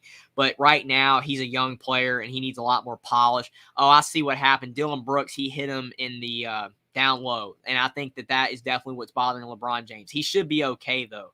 But that is tough to be hit there. I don't know if they're going to review it for a flagrant or not. But yes, if you look at the Nets, they don't have a star. Mikal Bridges is getting much better, but he's going to have to improve a lot more if the Nets are going to be a team that's going to be great in the future. Spencer Dinwiddie's solid, Cam Johnson solid, but they don't have stars, and that's why the 76ers were able to win. But I do think that overall, looking at the 76ers, again, if they don't have Joel Embiid, it's going to be an uphill climb for them to beat the Celtics. Mike said, I was 11 when in Dallas with Dirt beat Golden State with Baron Davis. Yes, a long time ago. I think I was like three years old. That is a long time ago. And now they're taking Dylan Brooks off the floor. I think that is a flagrant 2 on Dylan Brooks. And they called that probably because James Harden got ejected with a flagrant 2 as well a couple nights ago. So LeBron James, he will be okay. Thankfully, he's fine. He's not going to be out of commission like some of these other players we talked about. He will be okay. But they just ejected Dylan Brooks out of the game. It's not smart. You can't do stuff like that. You just cannot hit somebody in a bad area. You just can't do that. And LeBron James, he's going to the line for the flagrant free throw. Hopefully he will be okay.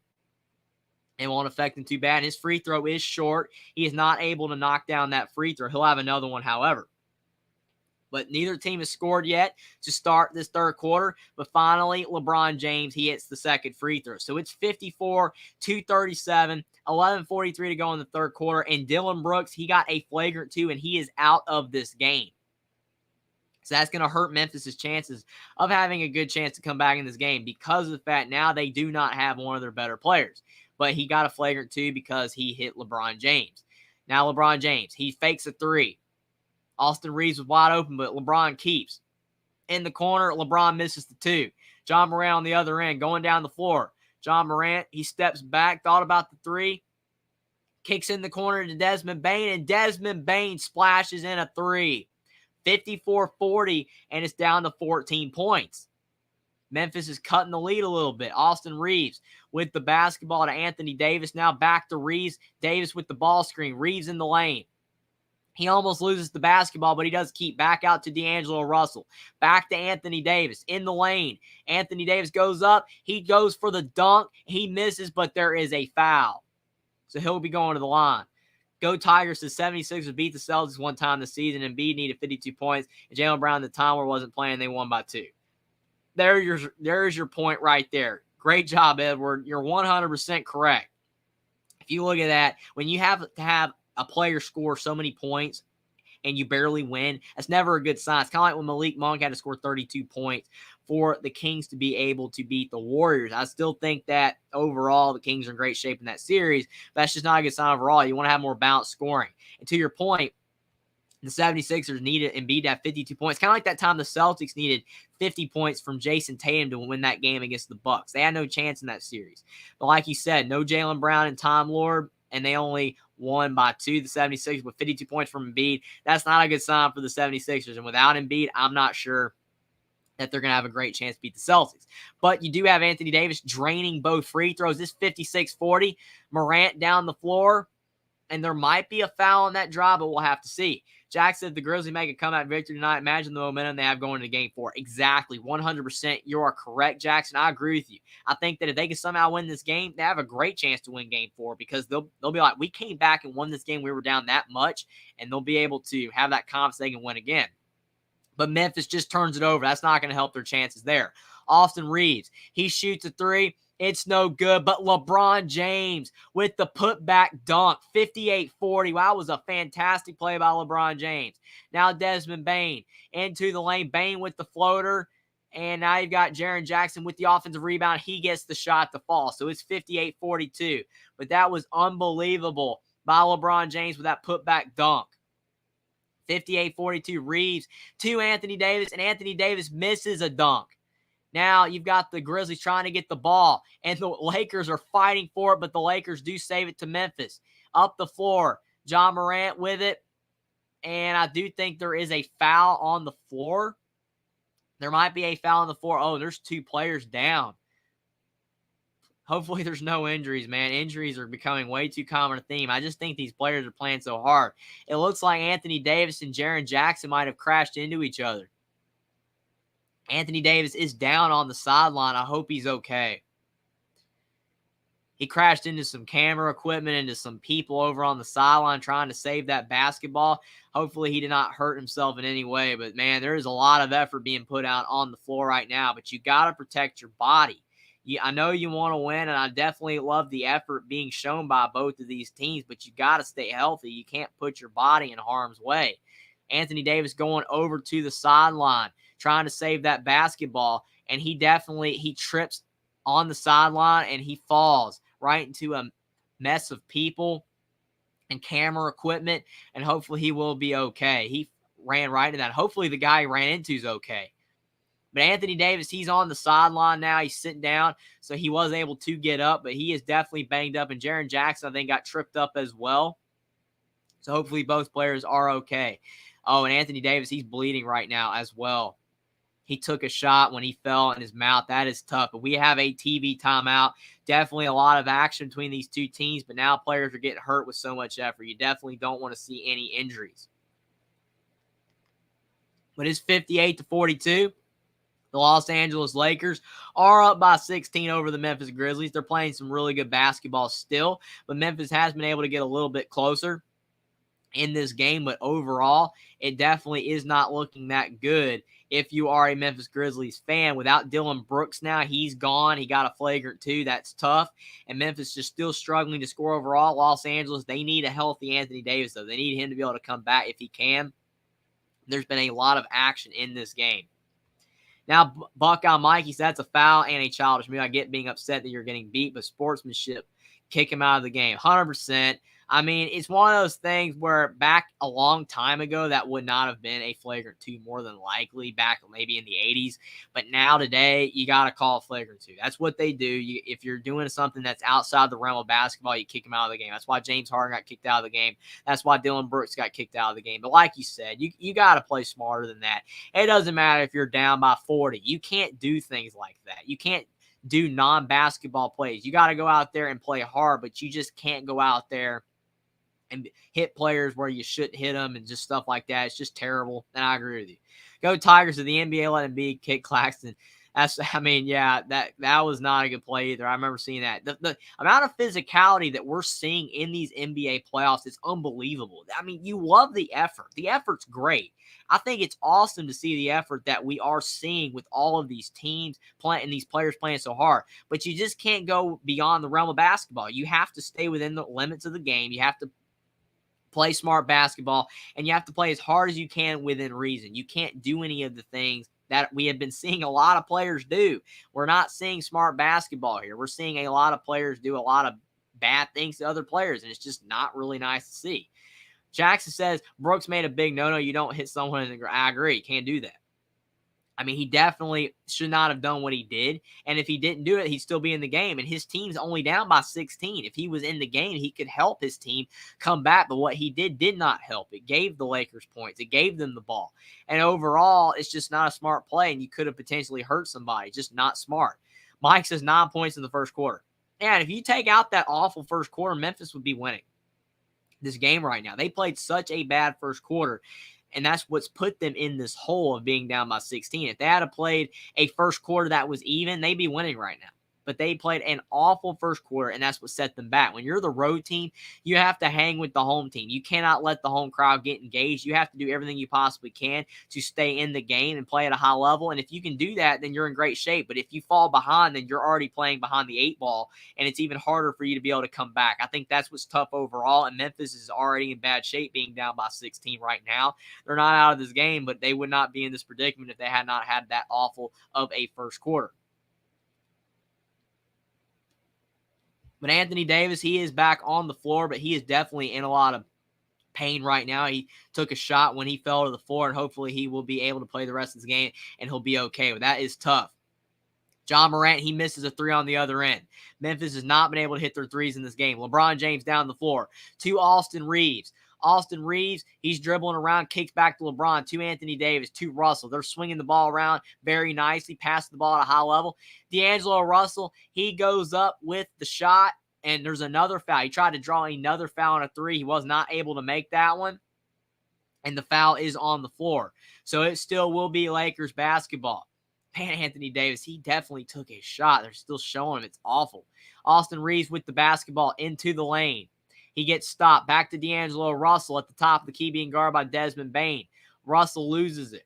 3 seconds on the shot clock. Russell with a deep 3, and he knocks it down. What a shot by D'Angelo Russell. Hand in his face, 2 seconds on the shot clock, and he was fading back, and he drills it. 61-42. 9-10 to go in the third quarter. Now you've got John Morant on the other end, and Memphis still needs points, or they're going to start falling behind by even more in this game after they had kind of cut the deficit a bit. Morant kicks in the corner to Roddy. Now to Xavier Tillman, back out to John Morant, being guarded by Vanderbilt. In the lane, Morant loses the ball. Another turnover for Memphis. Russell to LeBron, and LeBron dunks it home. 63-42, and what a dunk by LeBron James. He seemed like he is okay, and there is another timeout by Memphis. They only have 3 more left after this timeout, and they're down by 21 again. They had cut it to 14, but they're starting to be sloppy with the ball again. They're making a lot of mistakes, and they are falling behind yet again. They're down by 21 points.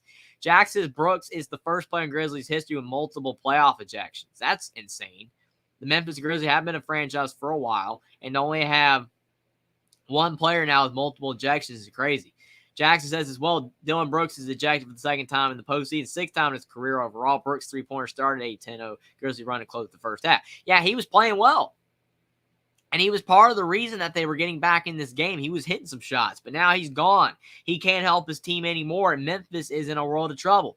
They're down by 21 points. They don't have Dylan Brooks, and their whole entire team is struggling. Ja Morant, is he playing some of his best basketball ever? Not really. But it's not like his teammates are really helping him out either. If Ja Morant was having a bad game and the starters were playing well, it'd be a little bit different. You know, the rest of his teammates, the rest of the starters were playing well, and it was just Ja Morant that was playing bad. Then it would be a different situation if they were losing, and it'd be frustrating. But Ja Morant isn't playing awful basketball. He isn't playing great, but he's hit some shots. But his teammates, the rest of the stars, are struggling. You had the bad play by Dylan Brooks, and you're not getting any production from your bench. Right now, Memphis just can't make shots.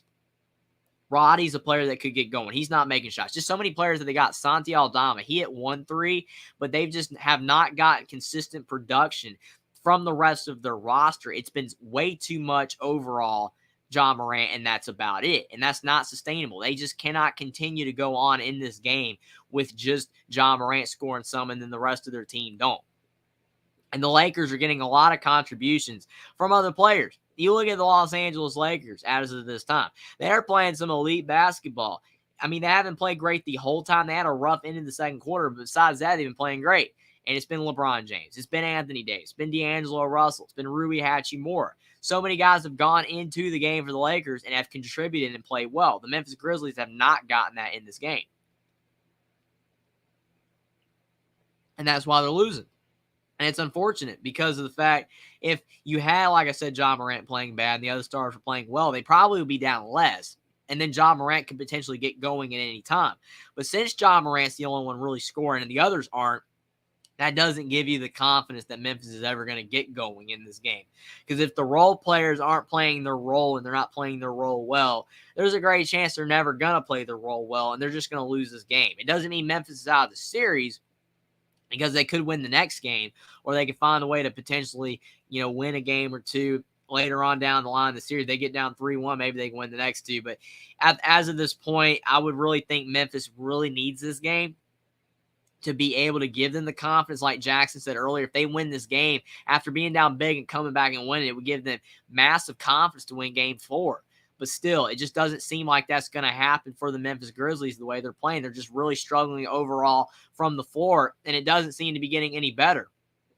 And when they're showing all these highlights for the Lakers, I mean, LeBron James is going out there and just abusing the rim. He is dunking all over the rim. He is having a ball out there, and Memphis just cannot stop him. I mean, he's reverse dunking out there. He's put back dunking. LeBron James out there looking like he's 30 years old. He is on fire. But Memphis has the ball, 8:30 to go in the third quarter. Xavier Tillman, he's got the ball. Luke Kennard swings to Jaren Jackson. Jaren Jackson goes up strong, and he is fouled. And Jaren Jackson, I still don't think he's scoring this game, so potentially he could get his first points in the game, and maybe that could build his confidence. But he has really had an awful game so far in the first half. He had no points and 3 fouls in 9 minutes. That is a bad stat line, but maybe he can get on the board here now that the Lakers have fouled him on his drive. Jaren Jackson's first free throw is up, and it's good. 63-43, so Memphis cuts it back to 20. 8:29 to go in the third quarter, and Memphis is down by 20 points. Jaren Jackson's second free throw is good as well. So it's under 20 points, 63-44. Lakers are inbounding. Anthony Davis swings over to D'Angelo Russell. D'Angelo Russell's had the ball. He's had some solid moments in this game. He gets around Luke Kennard. Anthony Davis sets the ball screen. Russell into the lane with a pull-up. His shot's no good. Anthony Davis tried to tip it back in. He could not, and now you've got Jaren Jackson with the board. Ja Morant down the floor. Ja Morant all the way to the rim, and he is fouled. Ja Morant taking a ridiculous amount of contact, and Ja Morant has to be careful. I love Ja Morant's game. He plays so hard, but you just cannot drive out of control like he does all the time, and he could potentially get hurt. I mean, look what he just did there. He could have got hurt there because he goes up airborne, and then he's not able to land. Fortunately for him there, he kind of braced himself on LeBron and Jared Vanderbilt where he was okay, but he definitely could have got hurt. But Morant, his first free throw is up and in, 63-45. And you potentially could have called an offensive foul there for pushing off on LeBron, but they didn't. But still, man, John Morant definitely taking a lot of contact. He's got 17.6 assists. His second free throw is up and good as well. So it's 63-46, a 17-point deficit for Memphis. D'Angelo Russell with the ball, 8 to go in the third. Russell, he has it being guarded by Desmond Bane.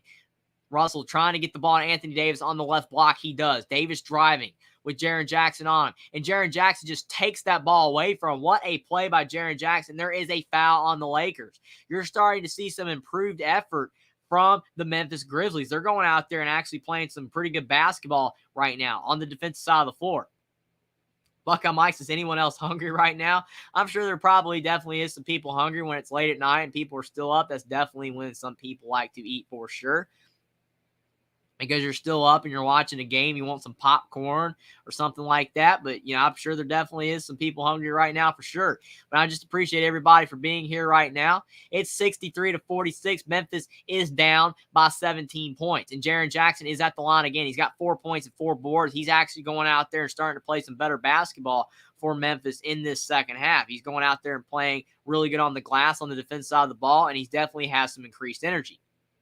7:49 to go in the third. Jaren Jackson's second free throw is up, and it's good as well. 63-48, and it's down to a 15-point lead for Los Angeles. Memphis is kind of cutting the lead again. They've done it several times, but they have not been able to get it under 10. Russell to Anthony Davis, and that is a good mid-range shot by Anthony Davis. What a shot in the mid-range. 65-48, and it looks like LeBron James gets knocked over, but there's no foul call. What a block by Jared Vanderbilt. LeBron going down the floor for the Lakers. He has the ball at the top of the key. He drives by Morant. He goes up strong, and he lays it in off the glass. Morant probably thought there was an offensive foul. They are not going to give it to him. 67-48. Back up to 19 points for Los Angeles. The Lakers almost steal it from Memphis, but they do not.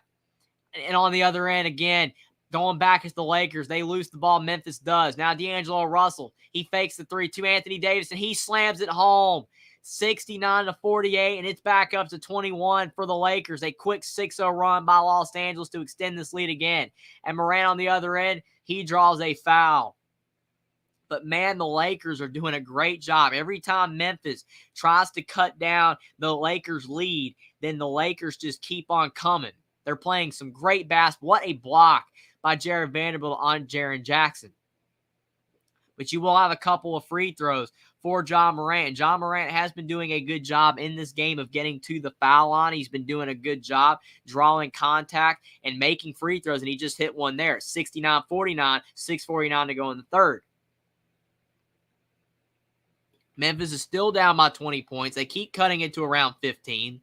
They've done it several times, but it's terrible that they just cannot get this lead down any lower. Every time that they try to get it down, they just cannot.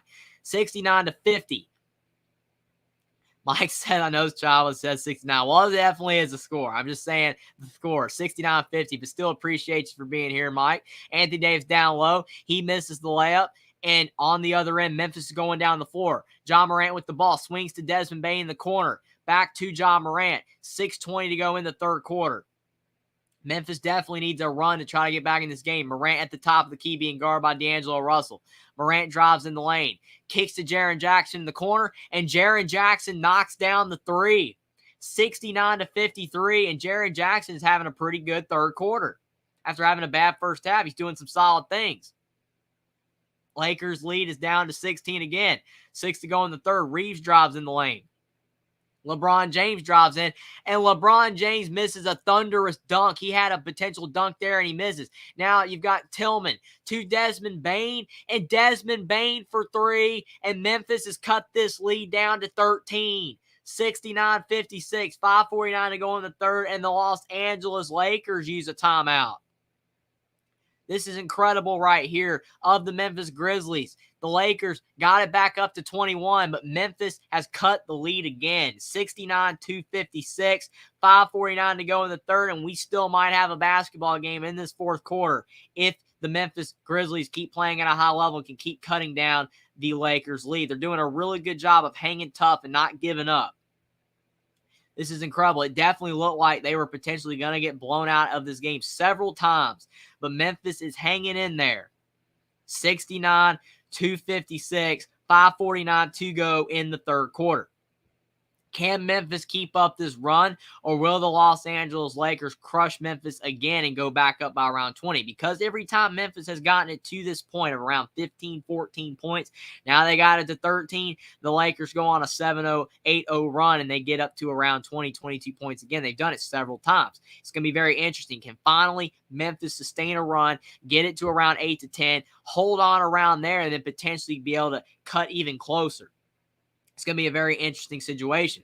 Jackson Johnson, are we going to see a 2022 Vikings-Colts type of comeback? Please be real. Please be real. That was an incredible game. I still can't believe that game. Minnesota was up the Colts were up the whole entire time. Minnesota was down the whole game. They're down like 33-0, and then you had them come back. That was insane. The Minnesota Vikings came back and beat the Indianapolis Colts. That was an epic collapse by the Colts. The Colts were up the whole entire game, and Minnesota came back and won. That was crazy. You could be right. We could be seeing that here, but still, the Grizzlies are down by a decent amount, so it's going to be very tough for them to do that, but we'll have to see. They are on an 8-0 run in the last minute, though. D'Angelo Russell misses a three, but he gets his own rebound because Anthony Davis tapped it back out. Now Schroeder's in the game. Over to Austin Reeves.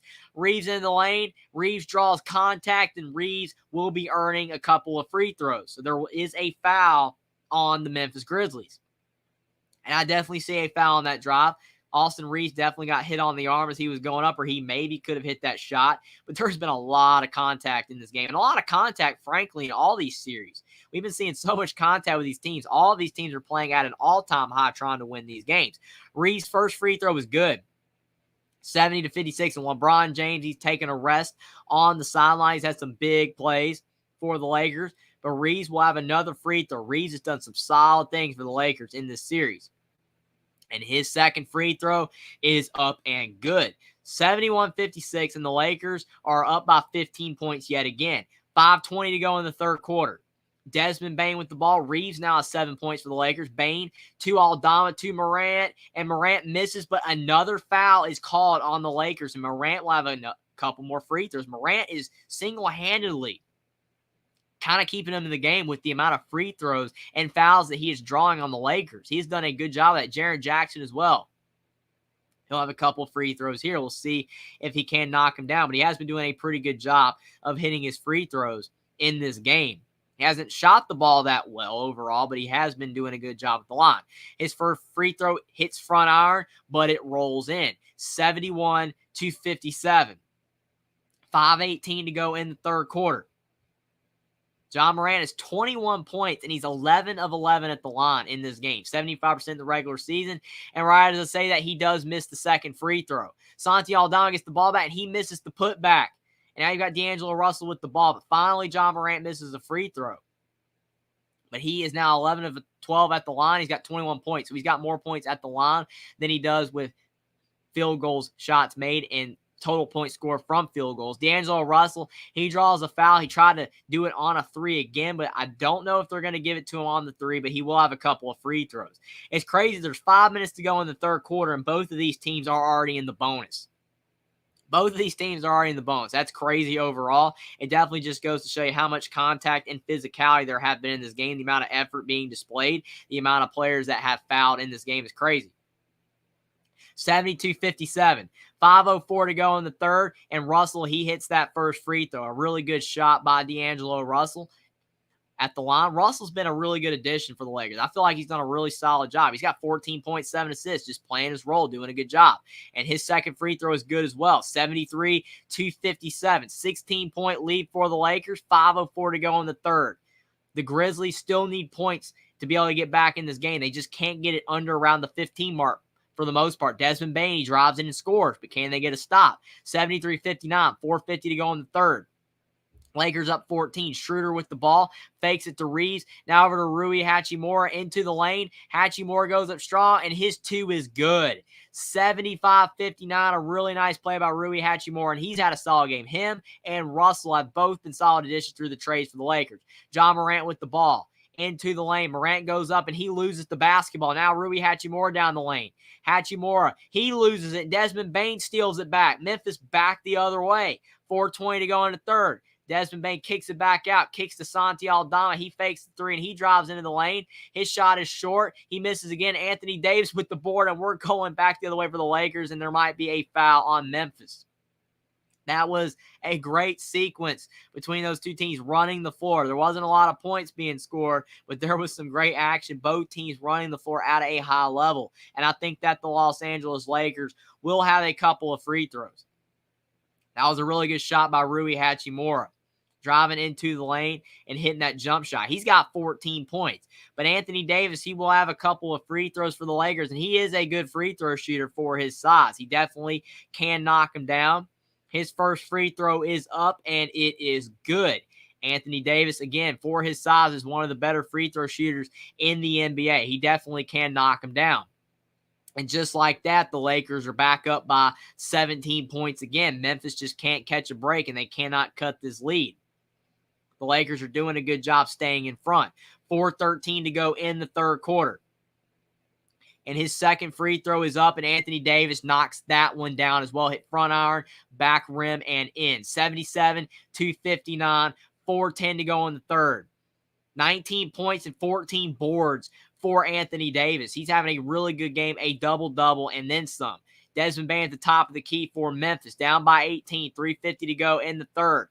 He loses track of where he is on the floor. He gets the ball to Luke Kennard. Back to Jaren Jackson down low. Jackson, his shot is altered by Anthony Davis. Now Rui Hachimura to Schroeder. Lakers down the floor. And there is a foul on Memphis. Anthony Davis will have two more free throws. The fouls are starting to rack up for both these teams. There's been a lot of fouls in this quarter. There's been a lot of fouls in this game, but in this quarter, there's been definitely a lot of fouls called on both of these teams. Both teams are getting to the foul line at a high rate, but the Lakers already have the big lead, so it's definitely going to benefit them the more free throws they have. And Jaren Jackson, he is now up to 4 fouls. Anthony Davis, 19 points, 14 boards, and 3 blocks. And his first free throw is up and good, 78-59. Now he has 20 points. And the Lakers are up by 19 points again. And Memphis, they cannot have too many more runs where the Lakers keep extending this lead. If they do, there's probably not going to be too many more chances for the Memphis Grizzlies to be able to get back in this game. They will run out of time. Anthony Davis' second free throw, he misses. A rare miss for Anthony Davis at the line. Could be fatigue, who knows. 3:40 to go in the third quarter. John Morant with the basketball being guarded by Dennis Schroeder. John Morant's going to have to do some special things for Memphis to be able to get back in this game. John Morant driving on Schroeder. John Morant goes up strong. His shot is no good. Morant tries to get it back. He saves it. He gets his own miss. He's trying to go around. He kicks to Desmond Bain. Bain's three is no good as well. And Anthony Davis, he gets the rebound for the Los Angeles Lakers. Memphis down by 19, and they're not catching breaks. 3:10 to go in the third. Schroeder with the basketball. Schroeder has been kind of quiet in this game. Austin Reeves, he thought about the three, but he does not take the shot. Now kicks to Anthony Davis down low. Anthony Davis, he misses a relatively short jump hook shot there, 78-59. Memphis back the other way with Desmond Bain this time with the ball. He kicks to Jaren Jackson. Jaren Jackson into the lane. He's driving on Anthony Davis. He goes up, and there is a foul with 2:45 to go in the third quarter, and there will be free throws for Jaren Jackson, who has actually been playing some solid basketball in this third quarter. He does have 4 fouls now, which is really tough, but he has been doing a good job drawing fouls of his own, and he started to hit a couple shots. He had a big 3 earlier in this quarter. And I think that has been huge for Memphis' chances of potentially being able to make a comeback in this game if they can, getting into the lane, getting some free throw shots. But if the Lakers keep scoring, it's definitely not going to matter overall. Memphis is just going to be too little too late. But we have a TV timeout, and we'll be back in this game very soon. 78-59, 2:45 to go in the third quarter. Memphis down by 19. Buckeye Mike said we need Lakers to win this game series. If nothing else, the home court advantage will help LA. For sure, but if Memphis, there's a lot of Memphis fans out there as well that would like the Memphis Grizzlies to be able to win this game as well. It's been a high-level game for the most part, but the Lakers have consistently led. But for you, Buckeye Mike, for sure, you definitely want the Lakers to win. I don't blame you. Big LeBron fan for sure, and I really agree with you. I think that the Lakers have a great chance to win this series because John Morant, even though he is back, he kind of seems to be struggling overall from the field, and his teammates just aren't making shots. But it's going to be very interesting. The Grizzlies, they're a 2 seed. They're supposed to be the favorite, and they're really struggling in this series. And a lot of Grizzlies fans expected them to go far. Maybe they still can, but they really need to start stepping up their level of play, or they will fall short in this series.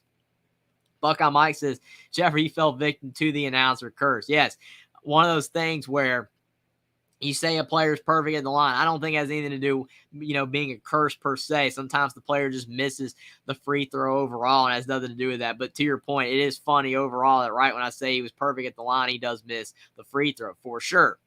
But they're reviewing this play. We're back out of the timeout, and they're reviewing this play of Jaren Jackson, Anthony Davis. Are they trying to see if it is a clean block overall? And I think you have an argument for it. Anthony Davis might have got all ball, and they might be challenging it. When Jaren Jackson went up for that shot, Anthony Davis, it looked like he got all ball. Maybe he got him a little bit with the body, but I'm not sure. They're going to review this, and we're going to see what the referees decide to call. It's 78-59. The Lakers lead by 19, 2:45 to go in the third quarter. And originally, it would have been 2 free throws for Jaren Jackson, but I don't know what they're going to end up calling here, if they're going to call it on the floor. Call overturned. So I think that they are not going to call the foul on Anthony Davis, and they're going to call a jump ball here. So it will be Anthony Davis and Xavier Tillman jumping off for the chance to get the ball back here. They did not call that foul. I think that's a good call. There was not contact on the arm. He got all ball on that play, and the Lakers definitely catch a break there. And they've been catching a lot of breaks in this game. They're up big overall in this game, up by 19 points. And now they're having to bring in Jaren Jackson because he's the player that was involved in that situation. They had him on the bench, but they had to bring him on the floor. So now it will be Jaren Jackson and Anthony Davis tipping the ball up. And Xavier Tillman will have to wait to come into the game. Dennis Schroeder, he ends up with the basketball for the Los Angeles Lakers. He kicks to Anthony Davis. And Anthony Davis, what a play in the lane. He spins around and he dunks it home. That is a fantastic play by Anthony Davis. 80-59, and you just feel like Memphis is starting to run out of time. They're going to have to go on a run soon, but what a play by Anthony Davis. He has 22 points and 15 rebounds and 4 blocks. That was a great play that he did on Jaren Jackson. All ball as well. Now Roddy for 3. His 3 is no good for Memphis, but Jaren Jackson with the offensive rebound, he lays it in. Again, he's been playing solid in this third quarter. 80-61. The Lakers are up by 19 over Memphis. Jaren Jackson with 11 points and 5 rebounds now. Again, he's playing some solid basketball. Anthony Davis in the lane. He misses a shot. He thought there was a foul. They're not going to give it to him. Roddy on the other end for Memphis. He goes up strong, and he lays it in.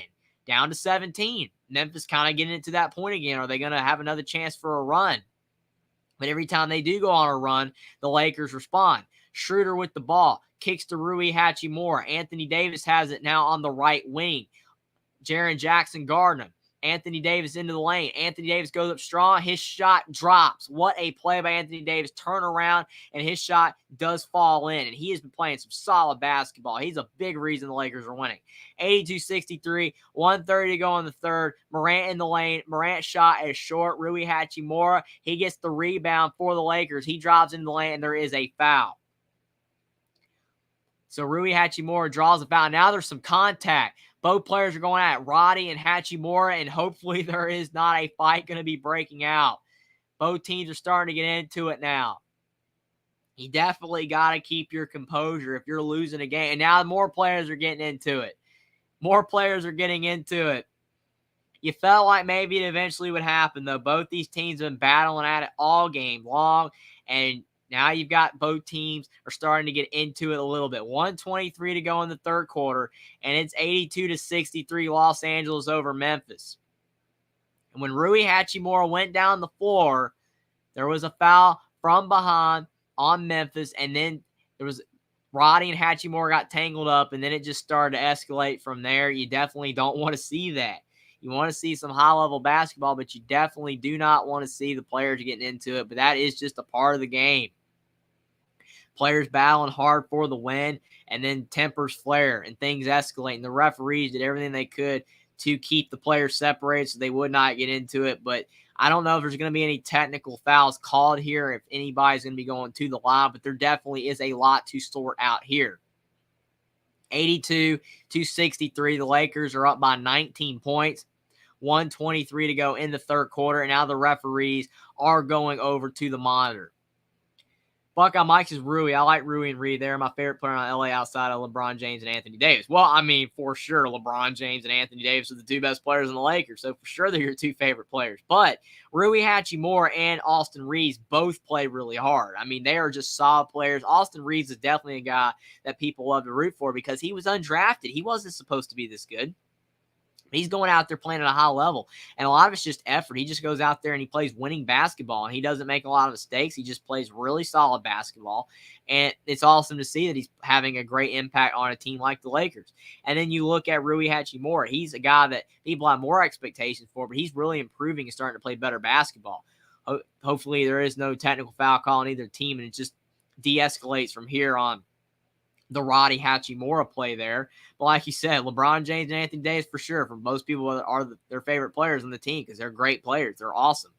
But Rui and Reeves are definitely underrated players, and specifically Reeves being undrafted is awesome. Go Tigers, a.k.a. Edwards, is Memphis.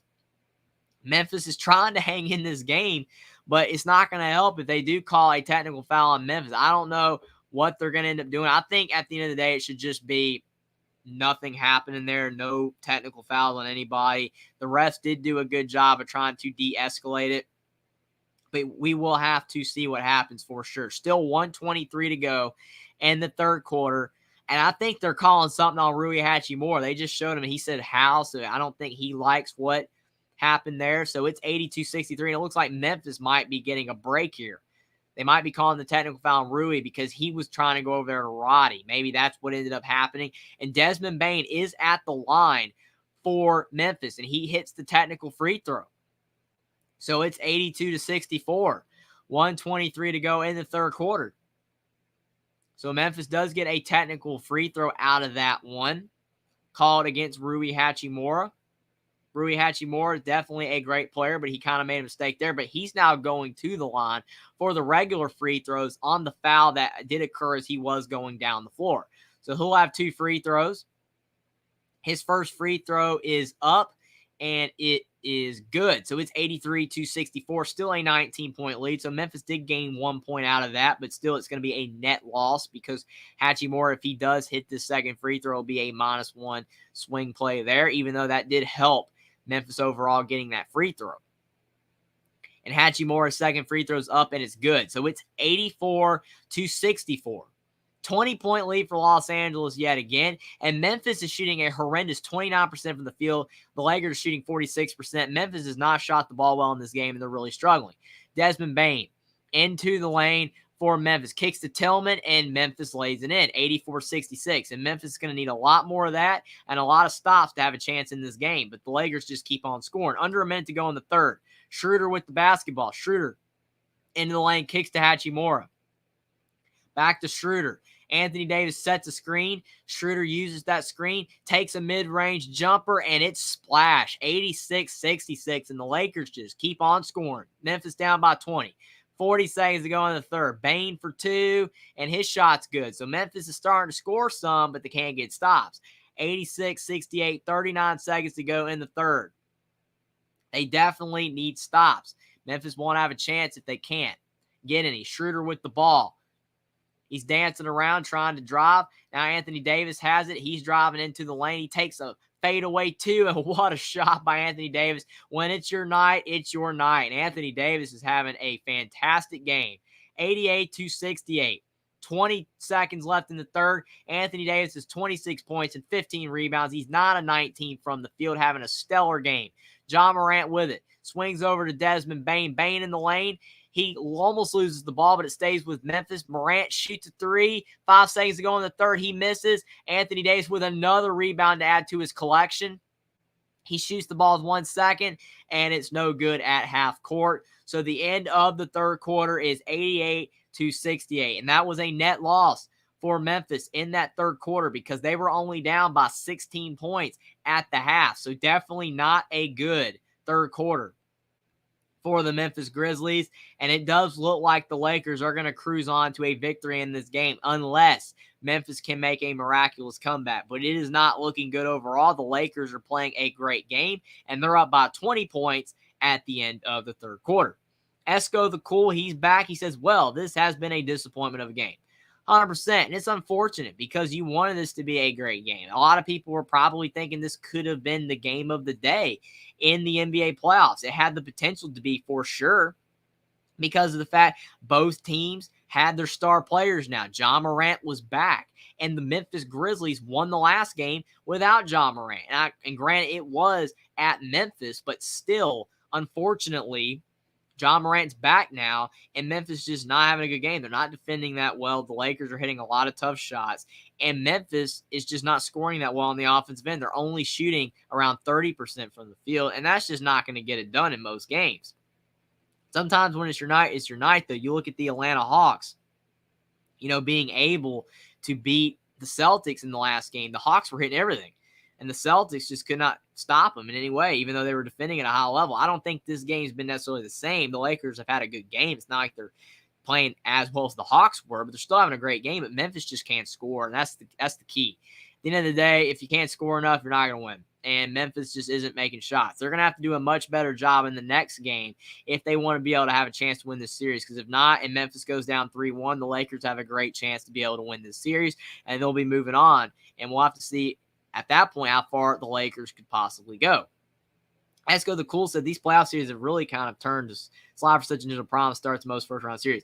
To your point, if you're talking about like the Suns-Clippers, the Clippers-Suns series would have been fine if, that series would have had, Kawhi Leonard not getting hurt. He would have been able to play. And if Paul George had been able to play the whole time, that would have really helped. But that series is not doing that well because both the stars for the Clippers are out, and now the Suns are dominating. This one, Memphis is starting to struggle. So I agree with you. A lot of the series are really starting to struggle. But there's still a lot of fun basketball to be had, even if a lot of these series do not go to game 6 or 7. But I still think it's been a lot of fun for sure. But I do agree with you. It's been kind of unfortunate to see a lot of series that look like they could go to game 7 really start to struggle. And I just think a lot of it has to do with the fact that, there's been some injuries to some key players, and that's what's caused some issues. I think still a potential great series could be the Warriors-Kings. That could be really good overall still. But you never know. Like, if the Warriors aren't able to win the next game and the Kings go up 3-1, that could still be a bad series. But if the Warriors can get that one to 2-2, it could be really interesting. But like you said, a lot of these series are starting to become predictable on who's going to win. But I think injuries have been a big key. Injuries have been a main reason why a lot of these series have gone the way that they have. And sometimes just been also bad plays by certain players getting in trouble. And that's also what caused them to get ejected and what's caused them to lose games as well. So you just got to play smart basketball and try to stay healthy if you can. Buckeye Mike said this series has been great.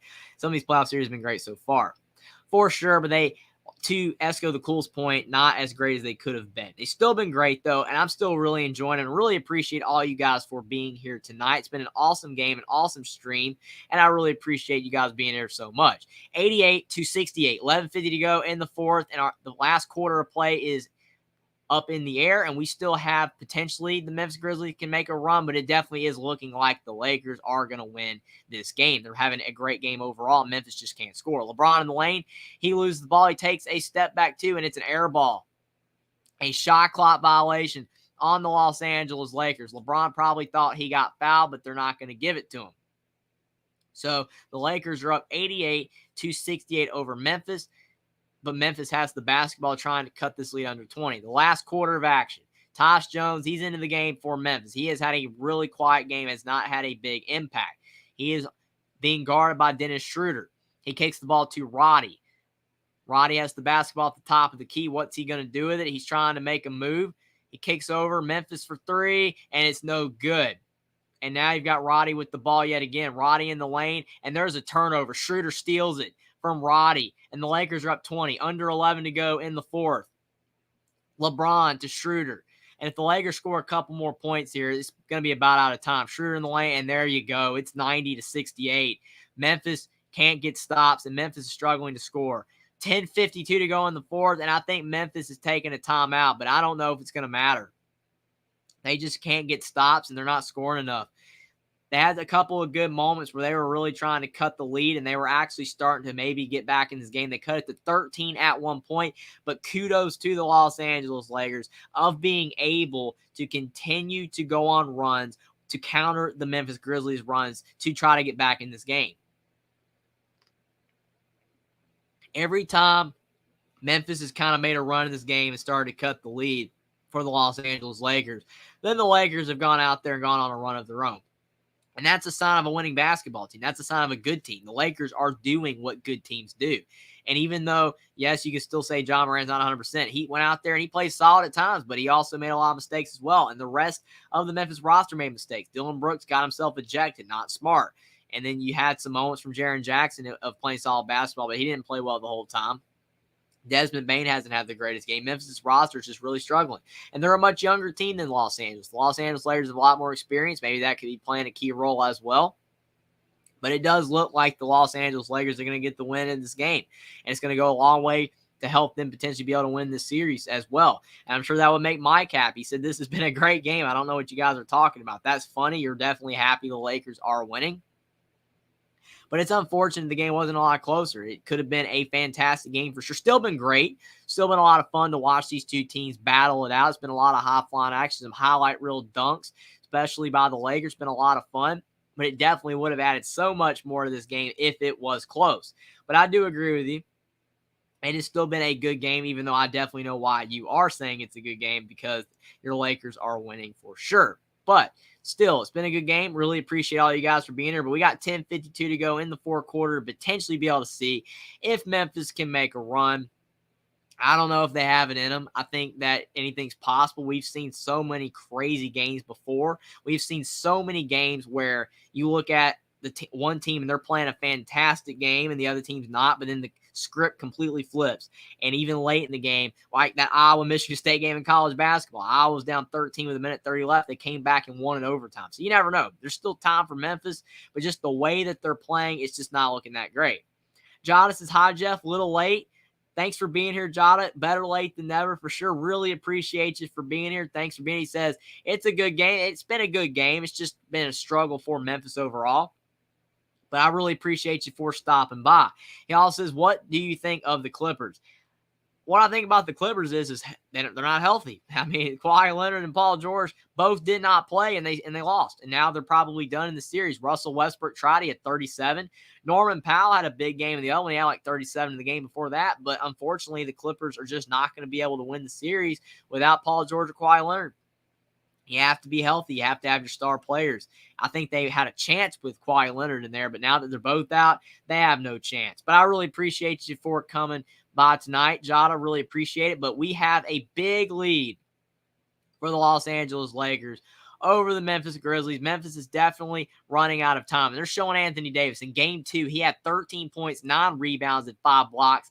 Tonight, he has 26 points, 16 rebounds, and 3 blocks. He is playing some great basketball, much better basketball than he did in the last game for the Lakers, and that is a big reason why they are winning. And there's a big lead for the Lakers, 90-68, 10:40 to go in the fourth. John Morant with the basketball. He's had a pretty solid game. It's been a lot of it at the line. And Desmond Bane, he drives in and he lays it up and in. 90-70. They've cut it to 20 again. Anthony Davis is on the bench for the Lakers.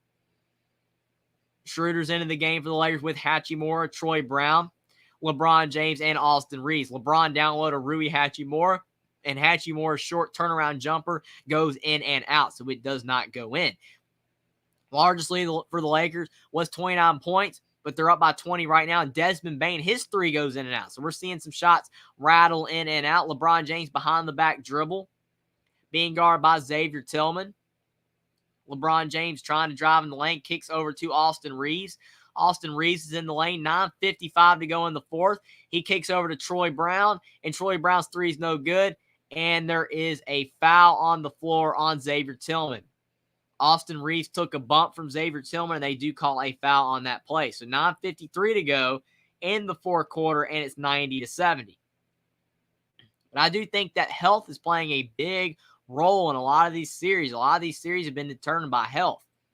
You see a lot of these teams, they don't have their star players, or players are getting hurt, or even players are getting ejected out of the game for reasons that are shouldn't even be happening, like players getting ejected like Dylan Brooks or like James Harden. It's definitely affected a lot of series. Obviously, the 76ers were okay, but if Joel Embiid is not able to come out, that could really hurt them. It's just going to be very interesting for sure. 90-70. Lakers up by 20. The Lakers have been in cruise control all game long after they started blowing it open on the Memphis from the start of the game. Right when the game tipped, the Lakers just went on a big run, and they have been up the whole game. They're up 26 at the end of the first quarter, largest lead by 29, and they're still up by 20. 9:40 to go. LeBron in the lane, and he misses the shot, but they do call a foul. Interesting right there. LeBron James drives in, and there is a late foul. I think that looking at LeBron James right there, he definitely might have got hit in the head. And when he drove in the lane and they saw that he did get hit, that is when they definitely called the foul late. If he had not have reacted that way, they probably wouldn't have called it. But he definitely did get brushed on the head by Jaren Jackson. If they do call that foul on him, that will be his 5th foul, which will be tough for him. But it's probably not going to matter anyway because Memphis is running out of time. LeBron, he hits the first free throw to put the Lakers up by 21, 91-70. 9:42 to go in the fourth quarter. And his second free throw is up, and his second free throw does not go in. So LeBron James, he's not able to hit that second free throw. So 91-70. Again, Memphis about out of time. They need points in a hurry. James with 20 points and 8 boards. He's having a solid game, just like Anthony Davis. Jaren Jackson Jr. into the lane, and he lays it in. Triple J, he knocks it down, 91-72.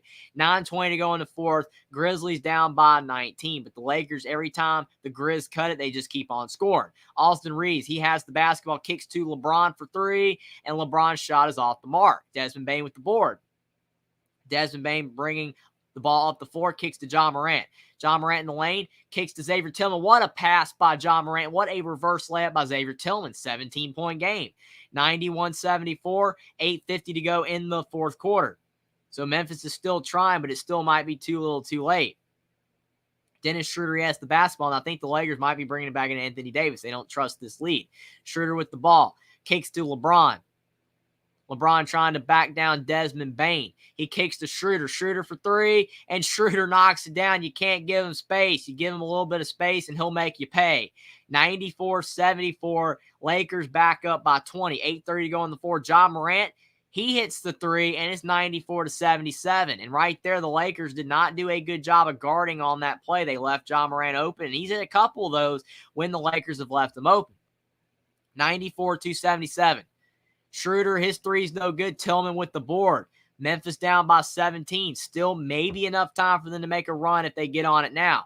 Tillman with the ball. Over to Desmond Bane for 3. His 3's off the mark. That would have been huge for Memphis to be able to knock that shot down. LeBron James down the floor. Kicks to Hachimura. Hachimura, he misses the shot. Now down the floor again. John Morant. Almost loses the basketball, almost a steal by Reeves, but Memphis does keep. 7:40 to go in the fourth. Jaren Jackson with the ball. Jaren Jackson trying to drive on Schroeder. Kicks to Morant again.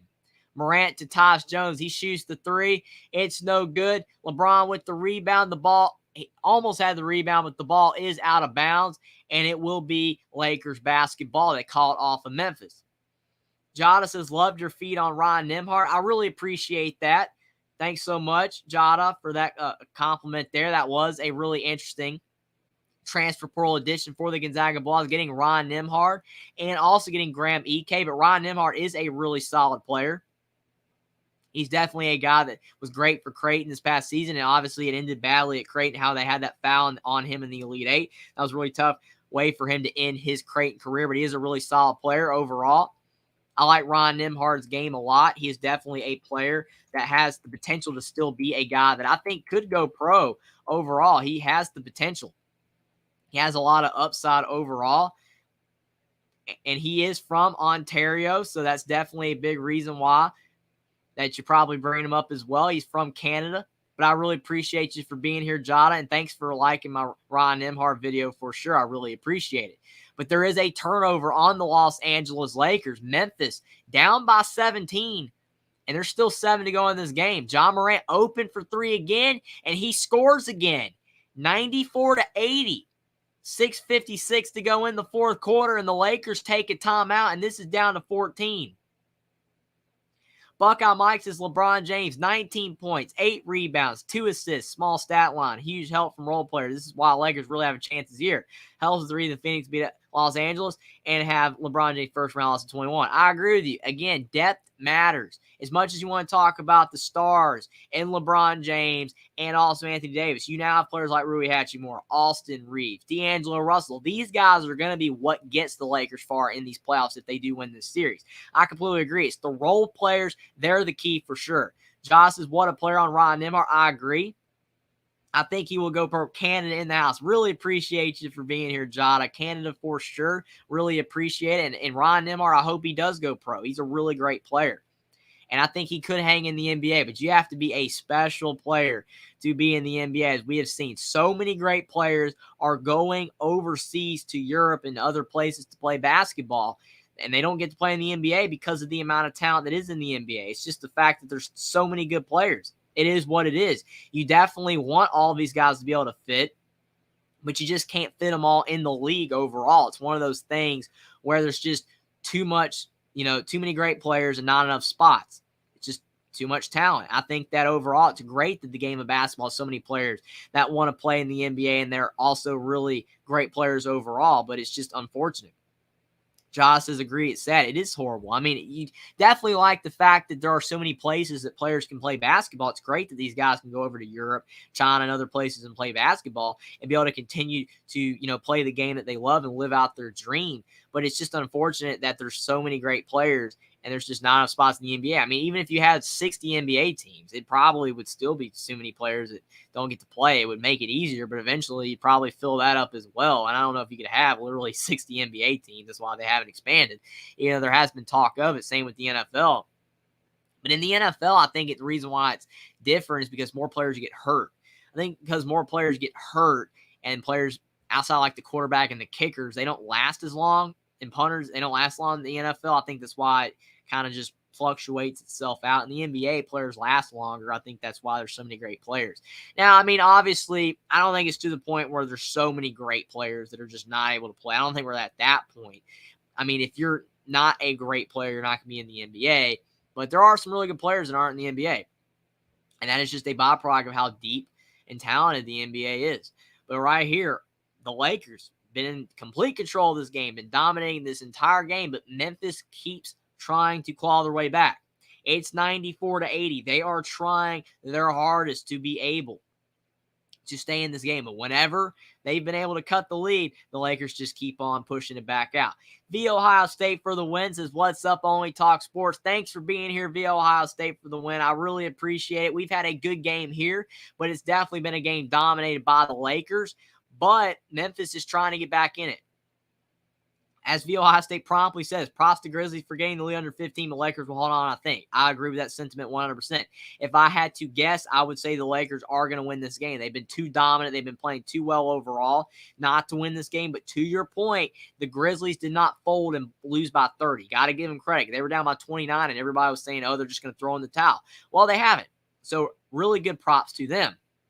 6:55 to go in the fourth. LeBron James on a breakaway down the floor. He misses the layup, but Anthony Davis with the putback, 96-80. And now you've got John Morant on the other end, 96-82. He lays it in and one. What a play by John Morant. Thanks for being here. You say in European basketball fans are very crazy. There are none in the NBA fans cheer, jumping, light, smoke, flare, and firecrackers. I agree with you 100%. I think that in European basketball, definitely the rules are crazy, but I really appreciate you for being here. I think that, looking at European basketball, definitely the rules are different and players play at a high level, so it's awesome for them to go over there, but it is tough that they can't play in the NBA as well. For sure. It's definitely where they want to play. John Morant has 30.7 boards and 12 assists, but I really appreciate you for being here. The Ohio State says Grizzlies have to win game 4. I do not see Grizzlies coming back from a 3-1 series deficit. I agree with you. They have to win game 4. They need to win this game tonight, but it doesn't look like they're going to be able to do it. LeBron James kicks to Anthony Davis for 3. His shot is in and out, but Reeves promptly there and lays it in, and that's what Austin Reeves can do for you and a basketball team. Look at Austin Reeves getting that rebound and laying it back in. Such a good basketball player playing at a high level. And there's a steal. What a turnover by the Grizzlies at a bad time. And the Lakers steal it, but the ball is out of bounds, and it's off of Memphis. 98-83, 6:04 to go in the fourth quarter, and the Lakers just keep on turning the Grizzlies over at bad times for the Grizzlies. They just keep on doing great things on the basketball floor. Jaren Jackson loses that ball. Jackson Reeves for the second chance point. Reeves is solid. Reeves just does so much for the Lakers. He is one of those underrated players in the NBA for sure. D'Angelo Russell. He tried to get it to Anthony Davis, but the ball is tipped out of bounds. So now the ball will be inbounded again. I think they're going to have Jared Vanderbilt like D'Angelo Russell was going to inbound it, but now Jared Vanderbilt will be inbounded. He gets it to D'Angelo Russell. 5:50 to go in the fourth quarter. Russell to LeBron, to Austin Reeves for three, and Reeves knocks down the shot. Jackson says Reeves for the three. 101-83. 5:47 to go in the fourth quarter. And there's another timeout by Memphis. They're only going to have one timeout left, and I'm just not sure that they're going to have enough time in this game. They are running out of time, but what a shot by Austin Reeves. 101-83, and Reeves is doing a lot of great things for the Lakers in this fourth quarter. Jada says, Jeff, who has most points for the Lakers? I think Anthony Davis does. He has like 26, 27 points. He has been playing some high-level basketball for the Los Angeles Lakers. I mean, he has been hitting some big shots after big shots, and he's a big reason they're winning as well because he's got like 17 rebounds and he's got like 3 or 4 blocks. He's playing great, but he has the most points for sure. The Ohio State says, do you know when Giannis is expected to be back for the Bucks? I honestly think if Giannis isn't back for Bucks very soon, the Heat are going to pull off the Master Series upset. I'm not sure.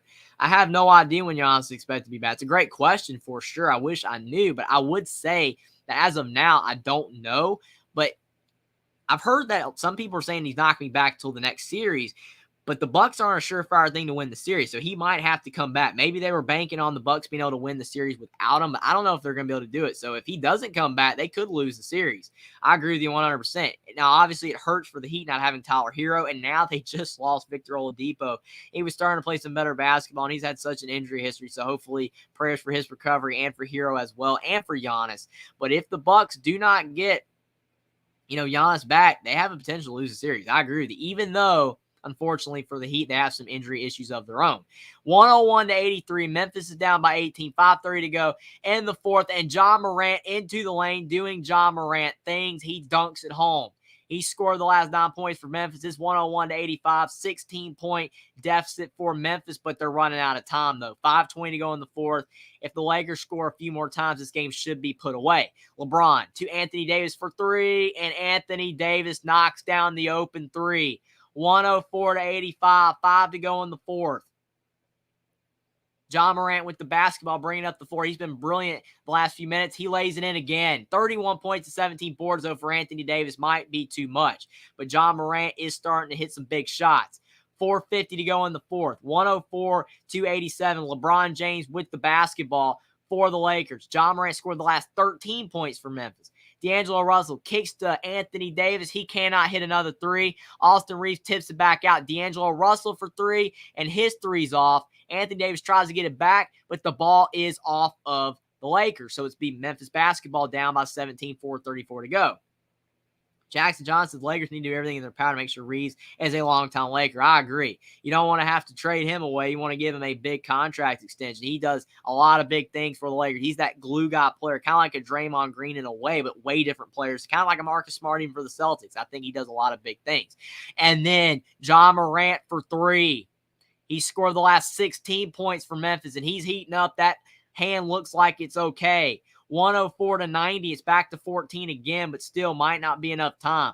4:10 to go in the fourth quarter. LeBron James, he has the basketball being guarded by Xavier Tillman. LeBron in the lane. LeBron goes up strong, and he lays it in off the glass. 106-90. 3:50 to go in the fourth. And the Lakers just keep on responding. Morant in the lane. Morant dribbles it back out with Jared Vanderbilt on him. Morant blows by Vanderbilt, kicks to Kennard, and the ball is out of bounds off of the Los Angeles Lakers. The ball will stay up with Memphis. Josh's hero is awesome for sure, and hopefully he will be able to come back, but it does look like he's going to be out for an extended period of time, unfortunately. Just been so many injuries in these playoffs, which is so unfortunate to see. You love the effort, but you don't want to see the injuries, but unfortunately they are part of the game.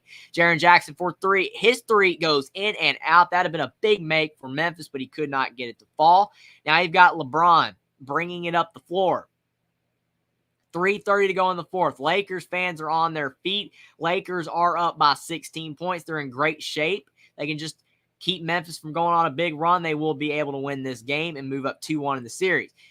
And this will be a big win, doing it with Ja Morant back. LeBron blocked on the other end, and Morant on the other end of the floor. He lays it in.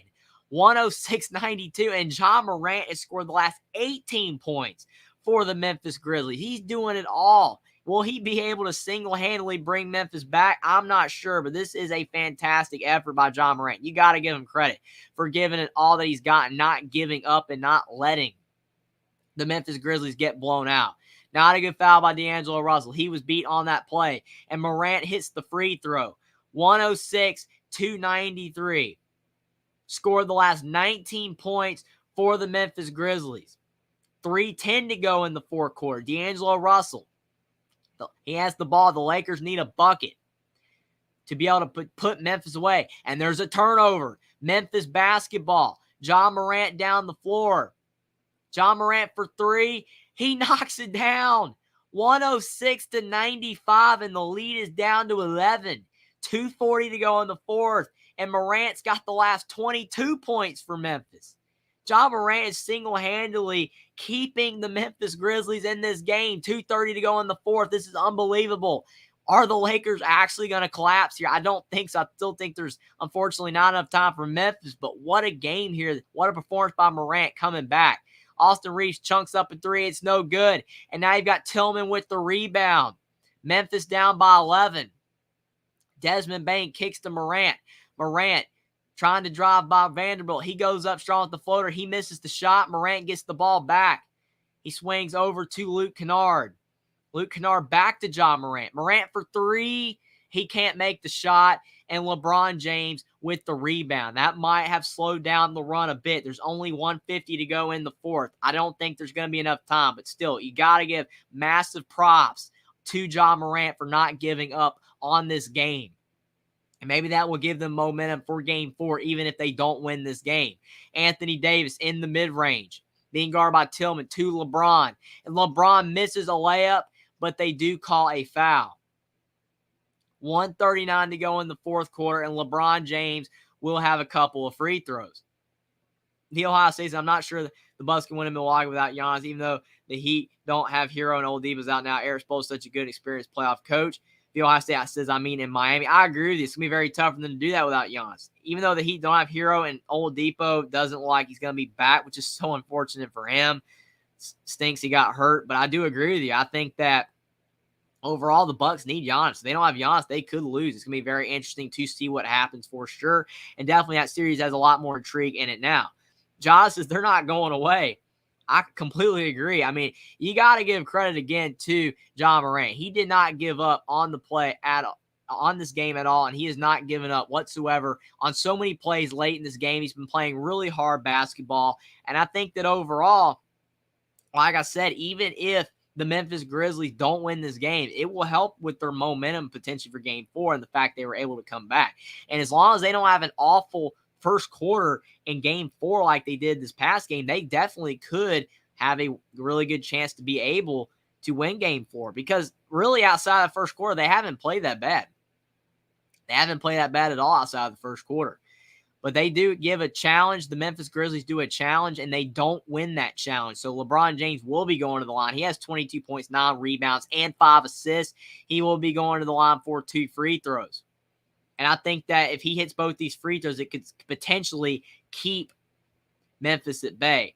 The Ohio State says Grizzlies need other players other than Morant to step up, and Grizzlies need other players to step up more in games going forward this series. 100%. I completely agree with you. Morant has been fantastic in this fourth quarter, but the rest of his team, Dylan Brooks, getting that flagrant 2 was awful. And then you had Jaren Jackson. He was solid at times, but he didn't have a great game. Roddy wasn't able to hit buckets. Desmond Bain struggled. I think that overall, the whole entire Memphis roster really struggled. It was way too much John Morant, and he tried. He had an awful first half, but he really got going. He started getting to the rhythm of the game, and he had 22 points in his fourth quarter for the Memphis Grizzlies. He played really well. But it's not going to be enough, it doesn't look like, because LeBron James, he just hit 2 free throws, and the Lakers are up by 13 points. It looks like they might run out of time. 1:30 to go in the fourth. John Morant with the basketball, though, for the Memphis Grizzlies. He swings over to Desmond Bain, but Desmond Bain, it's a big three. I mean, he's hit a couple of big shots, but the bench overall for Memphis has not done a lot of big things. They've really struggled. 1:20 to go in the fourth. Austin Reeves hits the basketball. He's done some great things for Los Angeles. Now he swings it over to D'Angelo Russell, who's hit some big shots in his own right. The Lakers have gotten a lot of production from a lot of players. Russell in the mid-range, and he knocks down the shot. That is a big shot for Los Angeles, and it might be enough for them to get this win. 110-98, Morant with the ball. 1 to go in the fourth. Morant shoots a three. His shot is off the mark. He tried to draw a foul, but he did not get it, and the ball is off of the Memphis Grizzlies. 110-99, 55 seconds left in the fourth. Jackson says Game 4 will be fantastic for the Memphis Grizzlies. Yes, if they play like they did later on in this game, specifically Morant, they'll have a chance to win Game 4. Maybe they can use the momentum from the rest of this game to be able to win Game 4. Jackson, John Morant with the awesome assist. Morant is as cool as the other side of the pill. I agree. Great phrase, and that was a great assist for John Morant. He is a great player. He's a good passer, and he's a good scorer. And that was a great pass to Desmond Bain. Now they're reviewing the play with John Morant. Him falling down, I don't think they're going to call anything there. There's 55 seconds left in this game. It's 110-99, and they did. They called a kick out on Morant, so LeBron gets a free throw there. So they did call an offensive foul on John Morant. I can see that. I mean, he kicked out his leg a little bit, stepped on Schroeder, and they're going to call an offensive foul. The Ohio State says Bain has been solid, but Memphis bench needs to play way better, and so does Dylan Brooks. Yeah, Dylan Brooks cannot get in trouble again like that. And like you said, the bench for Memphis needs to do a lot better. They really struggled. Esco, the coolest that's only talk sports is wild, amazing John Morant scoring explosion, Bo Weber in the next game. I would think it took a lot out of tonight's showing out. I agree with you. I think it will be tough for him overall because maybe it wore him out, but I do think it could build the momentum for next game as well. It's going to be very interesting to see what ends up happening. I think it could go either way. I think you could look at that it could hurt or it could help Memphis for the next game. But regardless, Memphis is going to have to play a lot better in Game 4 if they're going to want to win the game and have a chance to win this series. Because if not, if they play like they did in the first quarter of this game, they're going to have no chance. But at least with Morant playing well, they'll have a shot potentially in Game 4 if he has a great game and his teammates step up as well. And Morant, he dunks it home again. It's 111-101. 35 seconds left, but it does look like Memphis is going to allow the Lakers to dribble this one out. They're not fouling. They know they're done. Just a little bit too little, too late. Schroeder in the lane, kicks to LeBron James. 5 seconds on the shot clock. LeBron James drives into the lane. He kicks over to Austin Reeves, and Austin Reeves just dribbles it out. Smart play by Austin Reeves not to shoot the basketball there, and it's 111-101. And I think that this game is going to be going to final. Morant, he does look exhausted. It might have taken a lot out of him, and they're taking him over to the bench, and he does look exhausted. But 14.8 seconds left, and it looks like this game's over. Maybe Morant fell a little bit awkwardly when he fell down. His leg looks a little banged up as well. That's not a good sign there. But Memphis is going to dribble this thing out, and the Los Angeles Lakers have won 111-101. Memphis was down big, 35-9 at the end of the first quarter, but thankfully for Memphis, they did make it kind of a game, and John Morant scored 22 straight points for Memphis in the fourth quarter, but they fell short, and they're not able to win this game. Morant ended up having 45 points. I did not know that he had that much. He had 45 points, 9 boards, and 13 assists. What a game. Fantastic job by John Morant, but it wasn't enough. His teammates definitely let him down a bit in this game, and it's now a 2-1 deficit for the Memphis Grizzlies, and they're definitely going to have to get more scoring production from the teammates if Memphis can be able to win the next game in Game 4. Jackson hoped the Grizzlies win on Monday night. For sure, a lot of Grizzly fans want the Grizzlies to win, and hopefully that overall you do have a competitive game 4, and maybe Memphis can get the win so this series can go further because it has been a lot of fun. Josh is great call. Jeff Cannon out. Thanks again. Thumbs up, guys. Really appreciate the compliment, John. Thanks for being here. Really appreciate it. Hope you have a great night for sure.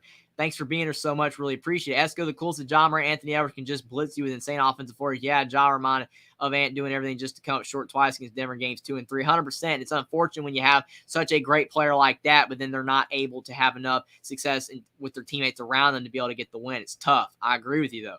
They are both players that can get hot in a hurry. Jackson, I just hope the Kings win tomorrow afternoon. For sure, that'd be very interesting as well. Buckeye Mike said, have a good night, bro. Catch you tomorrow. Thank you so much for being here, Buckeye Mike. I really appreciate it for sure. Really appreciate all you guys for being here. It means so much. Go Tigers says later. Thanks for being here, Edward. I appreciate it as well. Jada says good night, Buckeye. Again, thank you so much for being here, Jada. And Jackson Johnson says congratulations on getting 730 subscribers tonight. I really appreciate that, Jackson. Thanks for being here, everybody. Like the stream down below. Subscribe to the channel if you guys are new, but I really appreciate you guys for getting me to 730 subs. You guys are awesome. I could not do this without you guys, and you guys are the best, 100% for sure. You guys are awesome. Esco the Cool says, great show tonight. Really appreciate you being here as well, Esco the Cool. You guys are all awesome, and I really appreciate you guys so much. But thanks for being here, everybody. What a win for the Lakers. I might be back tomorrow for a stream. Who knows? I'm going to have to figure out my schedule, but it was a lot of fun tonight. What a win for the Lakers over the Grizzlies. They're up 2-1, but I really appreciate all your guys' support. Thank you so much.